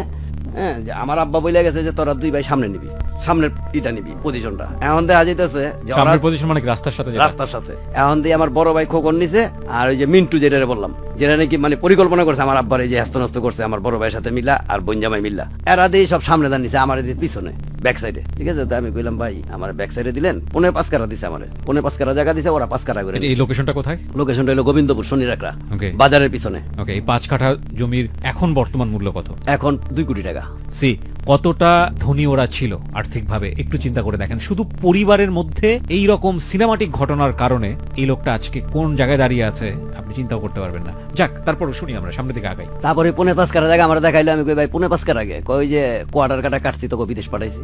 আমি এই টাকা তো আপনিও নিছেন, আপনিও তো বাগ নিছেন টাকা। কয় বেটা আমি বড় ভাই হিসাবে নিছি, কিন্তু পুরো 5 কাঠা নিছে, আমাদেরকে 5.5 কাঠা দিছে। আচ্ছা, হ্যাঁ, তারপরে পিছন সাইডে দিছে আমার ওই বাইরে, যেই বাইটা মালয়েশিয়া, তখন ওই বাইটা মালয়েশিয়া কিন্তু আমি যখন ছুটি দিয়েছি। আচ্ছা, হ্যাঁ, ওরে আরো পিছনে দিছে। আপনার ছোট যেটা? আমার ছোট। জি। দেওয়ার পর তখন কইতাছে যে ভাই এক কাজ কর, একটা ই করে আনি, দলিল স্ট্যাম্প করে আনি, স্ট্যাম্পের মধ্যে একটা সই দিয়ে দে, তুই যে ডিভোর্স করছো তোরে। আমি টাকা দিব কে, যে একটা আমি কাবিন করছি 50,000 টাকা দেনমোহর, দেনমোহরের টাকাটা দিতে হইব না? কয় সেটা আমি বিল্লারের থেকে লয়ে দিতেছি। তখন এই যে বিল্লাল মানে যার সাথে ভেগে গেছে, যার সাথে একটা রিলেশন ছিল বলছে। আচ্ছা, ঠিক আছে, সে বাসায় আছে। তখনও আপনি এসে যোগাযোগ করেননি আপনার স্ত্রীর সঙ্গে? না, আমি যোগাযোগ কি আবার সম্পূর্ণ মনে করেন নজরবন্দি করে রাখছি। মানে আপনি হিপনোটাইজ হয়ে গেছেন যে কোনো ভাবে আপনার ভাইয়ের দ্বারা, এবং আপনি বাবার সঙ্গে যোগাযোগ করেননি যখন আপনার বাবা তখন শুনিয়ে রাখতে। ওকে, বলেন তারপর। তারপর আমার বলতেছে যে তোর কোনো যোগাযোগ লাগবে না, সব আমি ঠিক করে দিতেছি, তুই কোনো কিছু করবি না। আমার তো এমনি মাইনা আপসেট হয়ে গেছে, পাগলের মতো হয়ে গেছে যে আলাই কি করলাম, এত জিনিসপত্র নিয়ে এলাম ওয়াইফের সাথে। হ্যাঁ, আগের দিনও বললো না, আগের দিন যদি আমার মা বলতো যে না এই ঘটনা, তাইলে আমি আর আসি না বিদেশ থেকে। ওকে, তারপর কখন কি বললো, ওই একটা স্ট্যাম্প নিয়ে আসলো 5-6 দিন পর। আনার পর ওইটার ভিতরে আমার ছবি নিল, ছবি লাগায় কয়েন একটা সই দে, মানে তালাকনামা। আমি কি সই দিমু, টাকা দিতে না? কয় তুই দে, টাকা পয়সা আমি দিমু। স্থানীয় একটা উকিল ছিল আমার বড় ভাইয়ের বন্ধু বাবুল, ওরে নিয়ে আসলো। আনার পর আমি সই দিলাম। সই দেওয়ার পর মেয়ে খোঁজতেছে আমার বিয়ে করাইবো, তড়িগুড়ি কয় ইমার্জেন্সি তোরে বিয়ে করাবো। আমি কই না, আমি তার বিয়ে করবো না, আমি চলে যাবো। আবার ছুটি নিয়ে আইছি আমি 2 মাসের, আমি আবার চলে যাবো। কয় না, তোর বিয়ে করে দিব। আর বিল্লাল রে সবসময় বলে দিছে তুই ওর সামনে যাবি না, কারণ তুই একটা ঘটনা ঘটাইছস। হ্যাঁ, আর আমারে বলছে যে বিল্লাল কিছু কইস না, মানে দোনো দিকে ই করতেছে আর কি, ব্যালেন্স করে রাখছে, ব্যালেন্স করে রাখছে। তখন আমি আর কিছু বলি না। না বলার পর হঠাৎ করে একদিনকা একটা মেয়ে দেখলো, আমার বোন বাইরে মিললেই নারায়ণগঞ্জ, ওইটা আমার মার খালাতো ভাইয়ের ছেলে। মেয়েরও দেখতে নিয়ে গেল আমারে, দেখলাম ওই মেয়ে কিন্তু ডিভোর্স করাই দিছে, ওই যে আমার সই দিয়া। ঠিক আছে, অলরেডি ডিভোর্স করাই দিয়েছে, টাকা দিয়েছে কিনা আমি জানি না, পরবর্তী শুনছি যে টাকা দেয় নাই। ওকে, তা আমার নিল, নেওয়ার পর দেখলাম মেয়ে পছন্দ হইলো। পছন্দ হওয়ার পর আমার ভাই কইলো যে হ্যাঁ বিয়ে কর, টাকা পয়সা। আমি কই বিয়ের টাকা পয়সা আমার কাছে টাকা নেই, অল্প কিছু টাকা আছে, টাকা পয়সা বিল্লালে দিব সব, কারণ বিল্লালে যেহেতু এই ঘটনাটা ঘটাইছে তোর প্রথম স্ত্রীর, এটা বিল্লালে সম্পূর্ণ ক্ষতিপূরণ দিব। আমি কই ঠিক আছে, ওয়েল ঠিক আছে, যদি বিল্লাল দেয় তাহলে আমার বিয়ে করতে সমস্যা নাই। তা আমার ওই যে খালতো বোন যেটা বিয়ে করছিল আমার আব্বা, ওর কিছু স্বর্ণ আবার রেখে দিয়েছিল আমার ভাই। ঠিক আছে, ওই যে বস্তার ভিতরে ওই স্বর্ণগুলা আমার কইলো যে এই স্বর্ণগুলা তোরে দিমু, হাতের বালা গলারি, কই স্বর্ণগুলো আমি দিতেছি, আর খরচ টরচ যা আছে, অ্যারেঞ্জমেন্ট যা আছে, অনুষ্ঠান, এগুলা বিল্লালে দিব, টাকা যা লাগে। তখন তো জিনিসপত্রের দাম কম 97-এ। তখন তার আয়োজন করে মেয়েটে দেখতে আইলো, শুক্রবারে ওরা দেখতে আইলো। দেখতে আইসা অবশ্যই দিব, ছেলে বিদেশ থেকে আইছে, জায়গা আছে 5 কাঠা, কে না দেয় মেয়ে। কিন্তু ওই জায়গাটাই ছিল কি, বিয়ে করলাম, বিয়ে করার পর নিয়ে আসলাম। আসার পর মেয়ে দিয়ে রাত্রে যখন আমাদের বাসর করে আর কি রইলো, মেয়ে ছাদে গেছে আমার ভাইয়ের, ছাদে গিয়ে আমি ফাঁসি দিয়ে মারা যাবো। আমি কেন, এমনিতে আমি একটা আঘাত পাইছি। মেয়ে বলতেছে আমার আরেকজনের লোকে সম্পর্ক, আমি বাইকে গেছিলাম গা, আপনার আত্মীয়জন আর আমার মায় মিল্লা আপনার কাছে বিয়ে দিতেছে, আপনার সম্পদ দেখে আর আপনি বিদেশ থেকে। তখন তো আমার মাইন্ড আরো আপসেট হয়ে গেছে, শালা কি করলাম এটা, মরার উপর খাড়া ঘা। তাৎক্ষণিক ভাবে মেয়েরে গেলাম, ঠিক আছে তুমি যার সাথে ভালোবাসা করো তার কাছে আমি পৌঁছাই দেবো, তোমার সমস্যা নাই, তোমার আমি টাচ করবো না। তখন আমি কি করলাম, আবার ওই রাত্রি বাইরে হয়ে গেলাম, বাইরে গিয়ে আবার আবারও নেশা করতেছি। কারণ নেশা কিন্তু ছেড়ে দিয়েছিলাম আমি, কিন্তু আমার জীবনটা দেখতেছি যে একের পর এক এরকম উল্টাপাল্টা হয়ে যেতেছে কিছু সংখ্যক লোকের জন্য। কারণ এই জন্য দায়ী হইলো আমার বড় ভাই।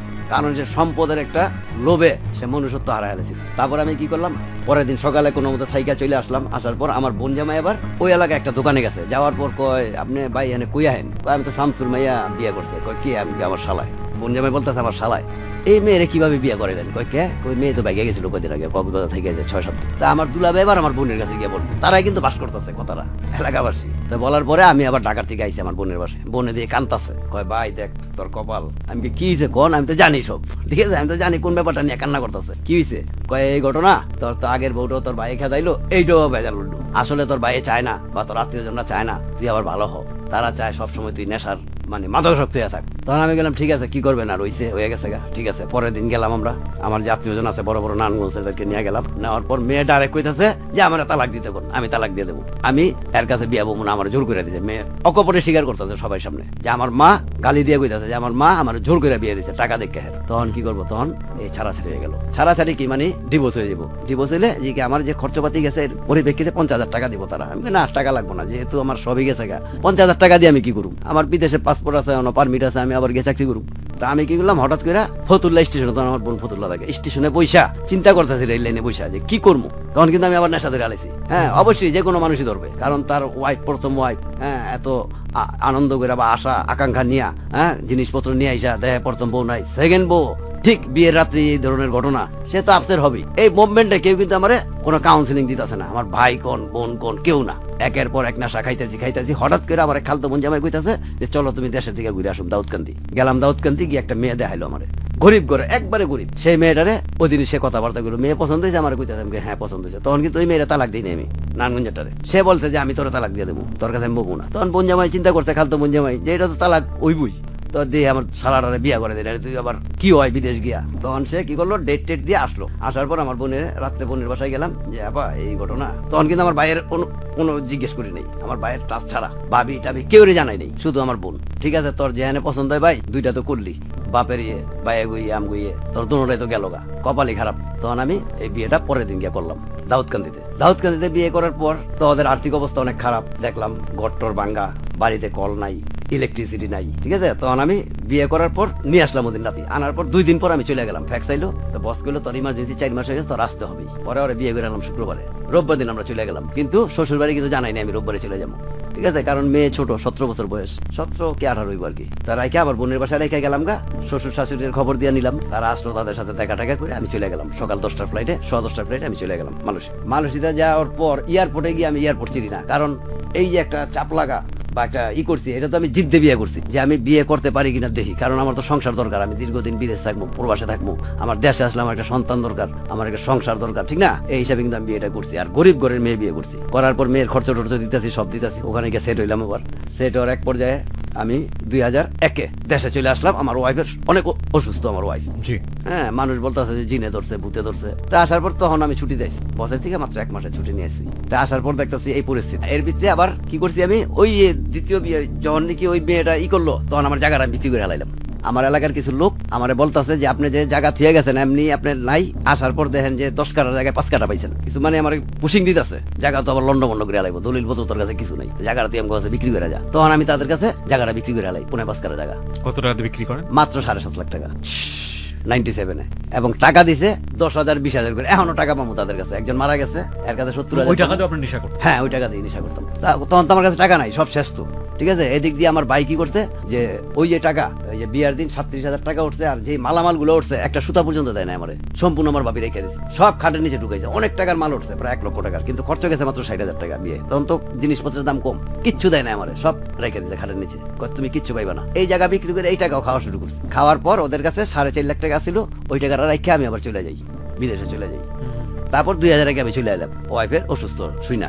আসার পর দেখি যে খুবই অসুস্থ। তারপরে এই ওয়াইফের নিয়ে বিভিন্ন জায়গায় ট্রিটমেন্টের জন্য গেলাম, সাইকোর মতো হয়ে গেছিল গা। পরে অনেক ট্রিটমেন্ট করাইলাম, জায়গায় জায়গায় নিয়ে অনেক টাকা খরচ গেছে আমার। যাওয়ার পর তখন মন মানসিকতা খারাপ, যে শালা একটা বিয়ে করলাম গেল গা, আরেকটা করলাম 2 নাম্বার, আরেকটা করলাম, এই অবস্থা। তা আমার কি পাপের বোঝা কি আমি নিতেছি? এই চিন্তাটা করলাম যে সবাই সুখে আছে, যারা 2 নম্বরই করছে তারা এখন কোটি কোটি। আপনি বাবার সঙ্গে যোগাযোগ রাখেন না? না, তখন আমার বাবা মারা গেছে, ডেট 98-এ আমার বাবা। আমি ছুটিতে যাওয়ার পরই আমি শুনি আমার বাসার ঠিকানা আমার বোন যে আমেরিকাতে, সেই বোন মারা যাওয়ার 15 দিন পর আমি ফোন করছি, কয় আব্বা তো মারা গেছে। কবে? আজকে 15 দিন হয়, কিন্তু আমার বাসা থেকে কিন্তু কয় নাই, আমার ভাই ভাবি কেউ আমার ফোন করে কয় নাই যে ফোন করতেছি, কেউ কয় নাই যে মারা গেছে এবং আমাদের পারিবারিক গোরস্থানে কবর দেওয়া হয়েছে তারে আমাদের বাসায়। সেই স্ট্রোক করে মারা গেছে। মানে আপনি বাবাকে দেখেনও নি? দেখেও নাই, আর দেখা হয় না। একবারই দেখা হয়েছিল, তখন ওই যে চোখ দিয়ে পানি পড়তেছে, হাত পা বাঁধা রাখছে, আমার মাথায় হাত দিয়ে কইলো, বাবা তোর প্রতি আমি অনেক অবিচার করছি, তুই শেষমেশ আমার উপকার করলি, ঠিক আছে, 50,000 টাকা দিছি, তুই আমার উপকার করলি, আর যাদেরকে আমি দুধ কলা দিয়া পালছি তারাই আমার কি করলো, আমার ছবল দিল, যা তুই এক সময় ঠিকই আবার উচ্চে উঠবি, আর এগুলা তোর দুয়ারে গিয়ে হাত পাবি।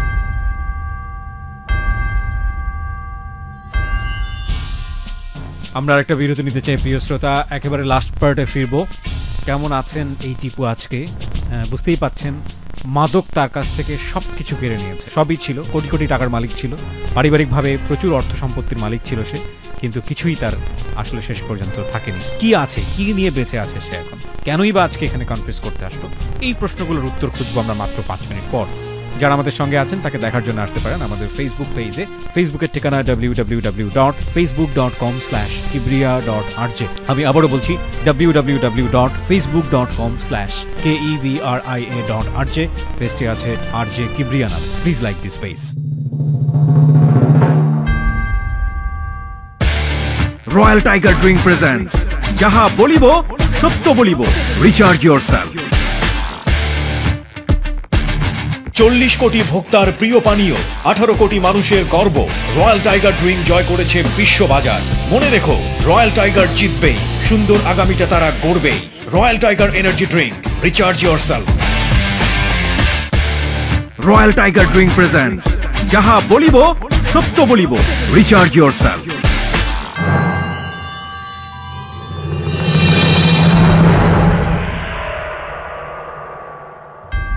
5 মিনিট পর আরো একবার স্বাগত জানাচ্ছি রয়্যাল টাইগার ড্রিঙ্ক প্রেজেন্টস যাহা বলিব সত্য বলিবতে। আমি RJ কিবরিয়া রয়েছে আপনার সঙ্গে এবং আপনারা শুনছেন ABC রেডিও FM 89.2। কনফেস করছে টিপু, তার কাছে যাচ্ছি আরো একবার। জি, জানতে পারলেন বাবা চলে গেছে এবং শেষ যাওয়াটা তার আসলে খুবই হৃদয় বিদারক ছিল, যেটা আপনি বলছিলেন একটু আগে। এবং তখন আপনার স্ত্রীর অবস্থাও ভালো না, বিভিন্নভাবে তাকে চেষ্টা করছেন ভালো করবার জন্য। একেবারে শেষের দিকেই আমরা চলে এসেছি, এরপরে কি হলো শুনি।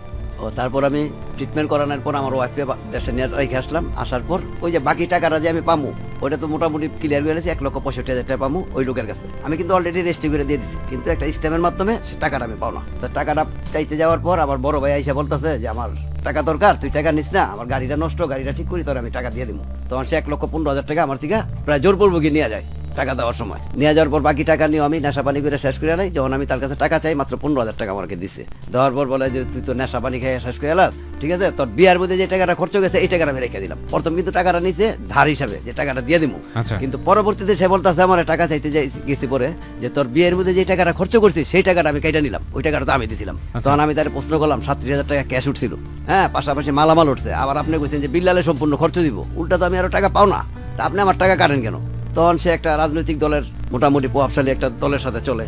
তখন আমি কিছু বলতেও পারি না, বা এলাকার অনেকের কাছে বলছি, বলার পর তারাও বলে যে না, এটা আমরা কি বলবো, ওরা তো আমরা বলতে পারবো না, কারণ তার হাত অনেক লম্বা, ঠিক আছে। পাশাপাশি আমার আব্বা 20 কাঠা জায়গা, সব জায়গা দেওয়ার পর 5.5 কাঠা করে দেওয়ার পর 20 কাঠা জায়গা এক্সট্রা ছিল, সেই জায়গাটা সে বিক্রি করে আমার অ্যাবসেন্সে, আমার সই ছাড়া। ওকে ওকে, হ্যাঁ, সেই জায়গাটা এখন মোটামুটি 8-9টা প্লট আছে, তারা বিল্ডিং 5 তলা 6 তলা বিল্ডিং করে ফেলাইছে, ঠিক আছে। তাদের কাছে গেলে যে আমার সই ছাড়া যে নিলেন, আমি কি বাবার ওয়ারিশ না? তারা বলে যে এটা তো আপনার ভাইয়ের লোকে সেটেল করবেন, আপনার ভাই বিক্রি করছে। আসলে কিন্তু যদি আমার ওই ধরনের অ্যাবিলিটি থাকতো, আমি লড়তে পারতাম কাগজপত্র দিয়া।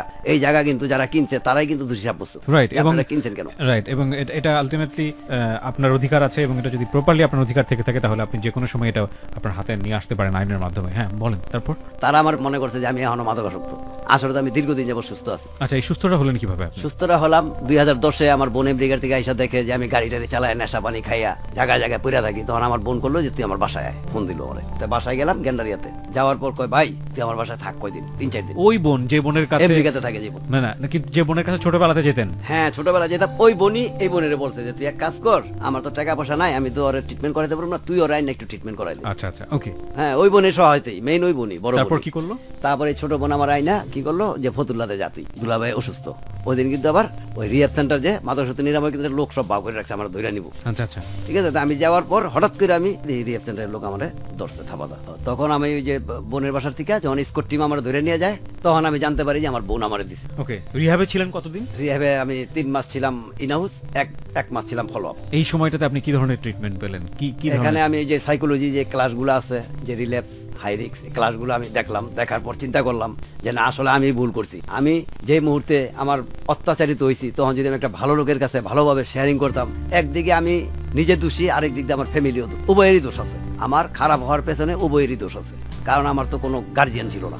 রাইট, ঠিক আছে, এই জন্যই হয়তোবা আমি অনেকে শুনাইতে চাইছি আমার কথা। এই যে আমার বাইয়ে অনেক সময় নেশাখোর কয়, আমি বলি যে আমার তো কোনোদিন জিগার নেই আপনি যে কেন নেশা করলি তুই, এর পিছনে কারণ কি? যদি কারণগুলো অবশ্যই জানতেন তাহলে কিন্তু আমার এইভাবে গালাগালি করতেন না। এই জন্যই কিন্তু আমি এই আপনার 89.2-তে আসছি, যে লক্ষ লক্ষ লিসেনার ভাইদেরকে শোনানোর জন্য যে আসলে আমার এই শেয়ারিং গুলা বা আমার এই খারাপ হওয়ার ওয়েগুলা আমার ফ্যামিলির কেউ কখনো শোনে নাই, কিন্তু আমি লক্ষ কোটি যে আমার লিসেনার ভাইয়ের আছে তাদেরকে আমি শোনাবো। জি নিশ্চয়ই, আপনি সেটা করেছেনও, কিন্তু এই 3 মাসে আপনি রিহ্যাবিলিটেশন করার পরে আপনার লাইফটা কি দাঁড়ালো? আপনি কি করলেন আমাদের বলেন। আমি ভুলটা বুঝতে পারলাম যে আসলে আমি যা করছি এগুলো সব খারাপ করছি, ভুল পথে চলছি আমি। ওকে, ঠিক আছে, তখন ওই মালিক, এটা হলো নারায়ণগঞ্জের মাদকাসক্ত চিকিৎসা কেন্দ্র, এটার মালিক আসার পর আমার অ্যাক্টিভিটিস দেখা এবং আমি যে প্রোগ্রামগুলো নিচ্ছি অ্যাকসেপ্ট ভাবে ভালোভাবে, সে আমার প্রোগ্রামের অগ্রগতি দেখা সে বললো যে তুমি স্টাফ হিসাবে এখানে থাকো। স্টাফ হিসেবে? হ্যাঁ স্টাফ। তখন আমার সে এক চান্সে স্টাফ বানাই দিল। সেখানে আমি দীর্ঘ 15 মাস আমি চাকরি করলাম।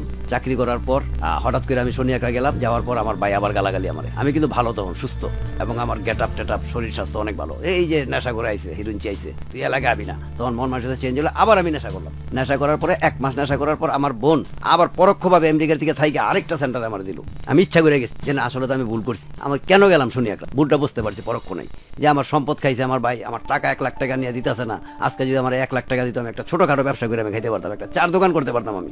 অথচ সে কি করলো, আমার ভাইয়ের থেকে টাকা নিল, বিয়ের টাকা উঠলো, পাশাপাশি আমার 1 লাখ টাকা আত্মসাৎ করে দিল। ওনাদেরও ধারণা হয়েছিল যে আপনাকে পয়সা দেওয়া মানে আপনি নেশা করবেন। হ্যাঁ, যদিও এটা আপনার অধিকার, কিন্তু ওনাদেরও এরকম একটা ধারণা ছিল, যে কারণে হয়তো বা ওনারা আপনাকে আপনার যে ন্যায্য অধিকার সেটা থেকে বঞ্চিত করেছে, যদি আপনার ভয়েসই আমরা স্বীকার করে নেই। ওকে, তো আপনি সেকেন্ড টাইম রিহ্যাবে গেলেন। সেকেন্ড টাইম যখন আমি বুঝলাম যে না আসলে আমি ভুল করছি, আমার বোনের সাথে কথা বললাম ফোনে যে ভাই তুই এক কাজ কর, তুই ইচ্ছাকৃতভাবে একটা রিহ্যাব সেন্টারে ঢুকে তুই রিভিউ ট্রিটমেন্ট কর। তখন আমি ধোলাইপাড় একটা রিভিউ ট্রিটমেন্ট করলাম। আচ্ছা, ওখানে করার পর ওই মালিকও আমার কি করলো যে ভাই আপনি স্টাফ হিসেবে থাকেন, আপনি এত বড় একটা সেন্টারের স্টাফ আছিলেন, আপনি তো সবই বোঝেন রিহ্যাবের A to Z। তখন তার এখানে দীর্ঘ 2 বছর রইলাম। সেও আমার মানসিকভাবে অনেক দিছে, আমার ন্যায্য পাওনা যেটা ছিল এটার থেকে বঞ্চিত করছে। ঠিক আছে, সে বলছিল যে আপনার তো কেউ নাই, টাকা আমার কাছে জমানের পর এককালীন আপনার টাকাটা দিয়ে দিব। যখন আমি টাকাটা চাইতে গেছি তখন সে আমার উপরে কি মানসিক যন্ত্রণা। তখন সেখান থেকে আমি বাইরে এলাম। তারপর সেখান থেকে আমি বাইরে আসার পর পাশেই একটা মাদকাসক্ত চিকিৎসা কেন্দ্র পশ্চিম ধোলাইপাড়, সেটাতে আমার নিয়ে আসলো মালিক। হ্যাঁ, যে ভাই আপনি আমার সেন্টারে থাকেন। তখন তার সেন্টারে আমি দীর্ঘ 7 মাস সময় দিলাম। হ্যাঁ, মোটামুটি ইনচার্জ, কাউন্সিলর এবং প্রোগ্রামার হিসাবে পুরো সেন্টারটা আমি চালাইছি। চালানোর পর ইন দি টাইম এই 3 মাস আগে একটা সেন্টার চালু হয়েছে কেরানীগঞ্জ ইকুরিয়াতে, সেটার মালিক আবার আমার নিয়ে গেল ওখানে। কারণ নতুন সেন্টার হইলে আমার নিয়ে যায়, কারণ সেন্টারগুলো গড়ার ক্ষেত্রে আমার মেধা এবং বুদ্ধি কাজে লাগে। মানে সেন্টার A to Z আমি সব বুঝি, কাগজপত্র কিভাবে জমা দিতে হয়, ডাক্তার কিভাবে নিয়োগ করতে হয়, প্রোগ্রাম কিভাবে নিতে হয়, এই জন্য আমি নতুন নতুন সেন্টারগুলো যাই। আচ্ছা, এখন আমি কেরানীগঞ্জে এই 3 মাস যাবত আছি, সেখানে সময় দিতেছি প্রোগ্রামার পাশাপাশি ইনচার্জ হিসাবে। মানে আপনি মাদক যাতে কেউ না নেয় সেই জন্য আপনি কাজ করেন? হ্যাঁ, কাজ করি। পাশাপাশি আমি প্রত্যন্ত এলাকায় ঘুরে দেখি যে কারা চিকিৎসা, কারণ রিহ্যাব সেন্টারের চিকিৎসাগুলো তো ব্যয়বহুল চিকিৎসা, অনেক টাকা লাগে। হ্যাঁ, কারা গরিব বা অসহায় তাদেরকে আমি অল্প টাকায় 4000 5000 টাকাও আইনা চিকিৎসা করাইতেছি। এই যে পরশুদিন একজন ফতুল্লার থেকে আনছি, খুব গরিব, 4 দোকানদারি করে, তার মা আমার কান্দাকাটি করে এগুলো মাসে 4000 করে দিব, 3 মাস বাবা তুই আমার পোলারের নে। হ্যাঁ, আমি তাদের নিয়েছি মালিককে রিকোয়েস্ট করে যে গরিব মানুষ ভাই, গরিব তো চিকিৎসা অবশ্যই পাইবো, একটা কোটা থাকে না গরিবের, সেই কোটাটাতে আপনি রাখেন, তারেও নিয়েছি আমি ধরে, আমি নিজে ধরে আনছি। Very good. আপনি নেশা থেকে পুরোপুরি সরে এসেছেন? হ্যাঁ, পুরোপুরি। আর আপনার ফ্যামিলি এখন কি অবস্থা? আমার ফ্যামিলি, আমার ছেলে আছে একটা, সে এবারে প্লাস পাইছে, 8 উঠছে, ক্লাস 8-এ, সে কুমিল্লাতে লেখাপড়া করে। এবং আমার 3য় ফ্যামিলিও চলে গেছে। এখন মানে আমি, আমার ছেলে সন্তান ছাড়া আর কেউ নাই। সন্তানটা কি আপনার সাথে থাকে? না, সন্তানটা আমার ফুফুর বাসায় থাকে, কুমিল্লাতে লেখাপড়া করতেছে। দেখেন, একটা জেনারেশনের ফল্ট কতগুলো জেনারেশন ভোগ করে। সংসার জিনিসটা এটা একটা প্রার্থনার মতো, এটা একটা ইবাদতের মতো, এবং এই সংসারটাকে যখন আপনি সংসারের রেসপন্সিবিলিটি নেবেন তখন এটা চিন্তা করা উচিত যে আমি এটা আসলেই প্রপারলি হ্যান্ডেল করতে পারবো কিনা। নইলে এই সংসারের সাথে অনেকগুলো মানুষের জীবন জড়িয়ে থাকে। আপনার এই সংসার যখন নষ্ট হয়ে যায় অনেকগুলো মানুষ এটার দ্বারা সাফারার হয়। ওনার বাবা যে ভুলটা করেছে এবং সেই ভুলের মাসুল ওনার ওপর পড়েছে, ওনার ভুলের মাসুল ওনার সন্তানের উপর পড়েছে। সেও কিন্তু একটা মা পায়নি, সেও কিন্তু তার জায়গা থেকে বাবা পায়নি। এই ভুলগুলো একটা যে বারবার বলি যে একজন ভুল করলে সেই ভুল পুরো সমাজকেই পেছন থেকে টানছে। আজকে আপনি এখানে এসে স্বীকার করলেন, আপনি শুধু আমাদেরকে একটা জিনিস বলেন, আপনার কাছে লাস্ট যে প্রশ্নটা আমি রাখবো। আমি জানি অনেকেই আছে যারা আজকের এই অনুষ্ঠানটা শুনছে, অনেকেই হয়তো বা ড্রাগ নেয়। কোন জিনিসটা করলে তারা এখান থেকে বের হয়ে আসতে পারে? কি মূল জিনিসটা আসলে কি? একমাত্র মূল জিনিসটা হলো যে অনেকের যার অভিভাবক আছে, অভিভাবকের যে প্ররোচনা করে, তারা উৎসাহ করে, যাতে মানে মনে করেন তারা ভালো কাউন্সিলিং করার না কইরা তারা উৎসাহিত করে, তাদের নেশাখোর গালাগালি করে, ঠিক আছে, এটা না কইরা যাতে অভিভাবকের অনেক সদস্য আছে, যেমন একটা মনে করেন ফ্যামিলি আছে 4 জন সদস্য, বাবা চাকরিতে করে বা ব্যবসা করে, বাইরে থাকে, বাইরে দেখাশোনা করে, ওই ভাইরা যাতে তারে মাদক নিতে উৎসাহিত না করে। মাদক নিতে উৎসাহী মানে তারা গালাগালি করা, তার সাথে খারাপ ব্যবহার করা। যদি তার সাথে ভালো ব্যবহার করে, তারা কাউন্সিলিং দিয়ে বুঝায়, অবশ্যই সে রাস্তা থেকে ফিরে আসবে। আর নিজে থেকে যদি বলি, নিজের ইচ্ছাটা কোনটা? নিজের ইচ্ছাটা মাদকের মেন হলো সদিচ্ছা। এক্স্যাক্টলি, সদিচ্ছা থাকবে। পাশাপাশি আমরা যে ক্লাসগুলো নিতেছি, এই ক্লাসগুলো থেকে আমরা একটা শিক্ষা নিতেছি যে আসলে হ্যাঁ এটা ভুল।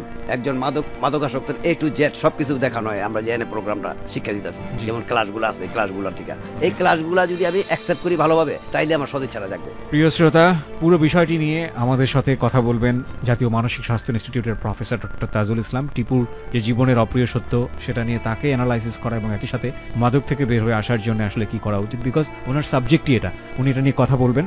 আমরা ওনার কাছেই যেতে চাই এই পর্যায়ে। ডক্টর তাজুল ইসলাম, কি বলার আছে আপনার পুরো গল্পটা শোনার পরে?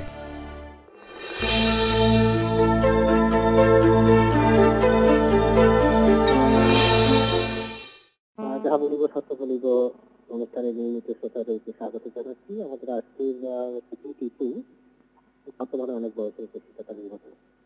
আমরা এখানে অনেকগুলি ব্যাপার, উল্লেখযোগ্য ব্যাপার আছে। এক সময় তার এক বোনের সহায়তায় সে রিহাব সেন্টারে যেতে, সেখানে সে সুস্থ হয়ে রিহাব সেন্টারে সুস্থ। এটা কিন্তু লক্ষণীয় ব্যাপার আছে যে নেশা করলেই যে একেবারে কোনোদিনই ভালো হবে না। এই টিপু কিন্তু একটা প্রমাণ যে না, নেশা করেও ভালো হতে পারে। টিপু এই কারণে এখানে এসেছে, তাকে সাধুবাদ জানাই। এই যাহা বলিব সত্য বলি অনুষ্ঠানে সে ঘোষণা দিয়ে যাচ্ছে এবং সবাই নিশ্চয়ই শুনতেছেন যে টিপু ভালো হয়েছে। শুধু সে ভালোই হয় নাই, সে এখন অন্যদেরকেও নেশামুক্ত করার জন্য ভালো চেষ্টা করতেছে। সে নিজে ক্লিনিকে কাজ করতেছে, কয়েকটা ক্লিনিকে কাজ করতেছে, সে নিজে কাউন্সিলিং করতেছে। অর্থাৎ যে অসুস্থ ছিল, যে মাদকাসক্ত ছিল, সে এখন মাদকাসক্তির চিকিৎসক হিসেবে দাঁড়িয়ে গেছে। এটা কিন্তু একটা উদাহরণ। আমি টিপুকে এই দিককে সাধুবাদ জানাই এবং সে নিজে এসে যে অনুষ্ঠানে সবাইকে জানাচ্ছে। আশা করি যারা শুনতেছেন, বিশেষ যারা নেশা করতেছেন, শিখতে পারবে, অনেক কিছু শিকার আছে। শেষের অংশটা তো খুবই শিকার অংশ, যে এখানে চিকিৎসা নিলে ভালো হয় এবং নিজে শুধু ভালো হয় না, তারা নিজেরা অন্য মাদকাসক্তি ভালো করতে পারে। তবে তার আগের ইতিহাসগুলিতে যে তার যা অঘটন ঘটেছে বা তার দুর্নীতি ঘটেছে, সবটাই কিন্তু ঘটেছে এই নেশার জন্য। অর্থাৎ নেশা করলে এই সুযোগে অন্যরা তাকে আরো ঠকাইতে পারে, এই কথাটাও মনে রাখতে হবে। সর্বশেষে আমি টিপুকে সাধুবাদ জানাচ্ছি, সে সুস্থ হয়েছে, আরো সুস্থ করতেছে এবং তার এই উদাহরণ শুনে আশা করি যারা নেশা করতেছে তারা সবাই অনেক বেশি শিক্ষা গ্রহণ করবেন এবং নিজেরা শুধরে নিতে পারবেন। অনেক অনেক ধন্যবাদ আপনাকে। আপনাদের সবাইকে ধন্যবাদ।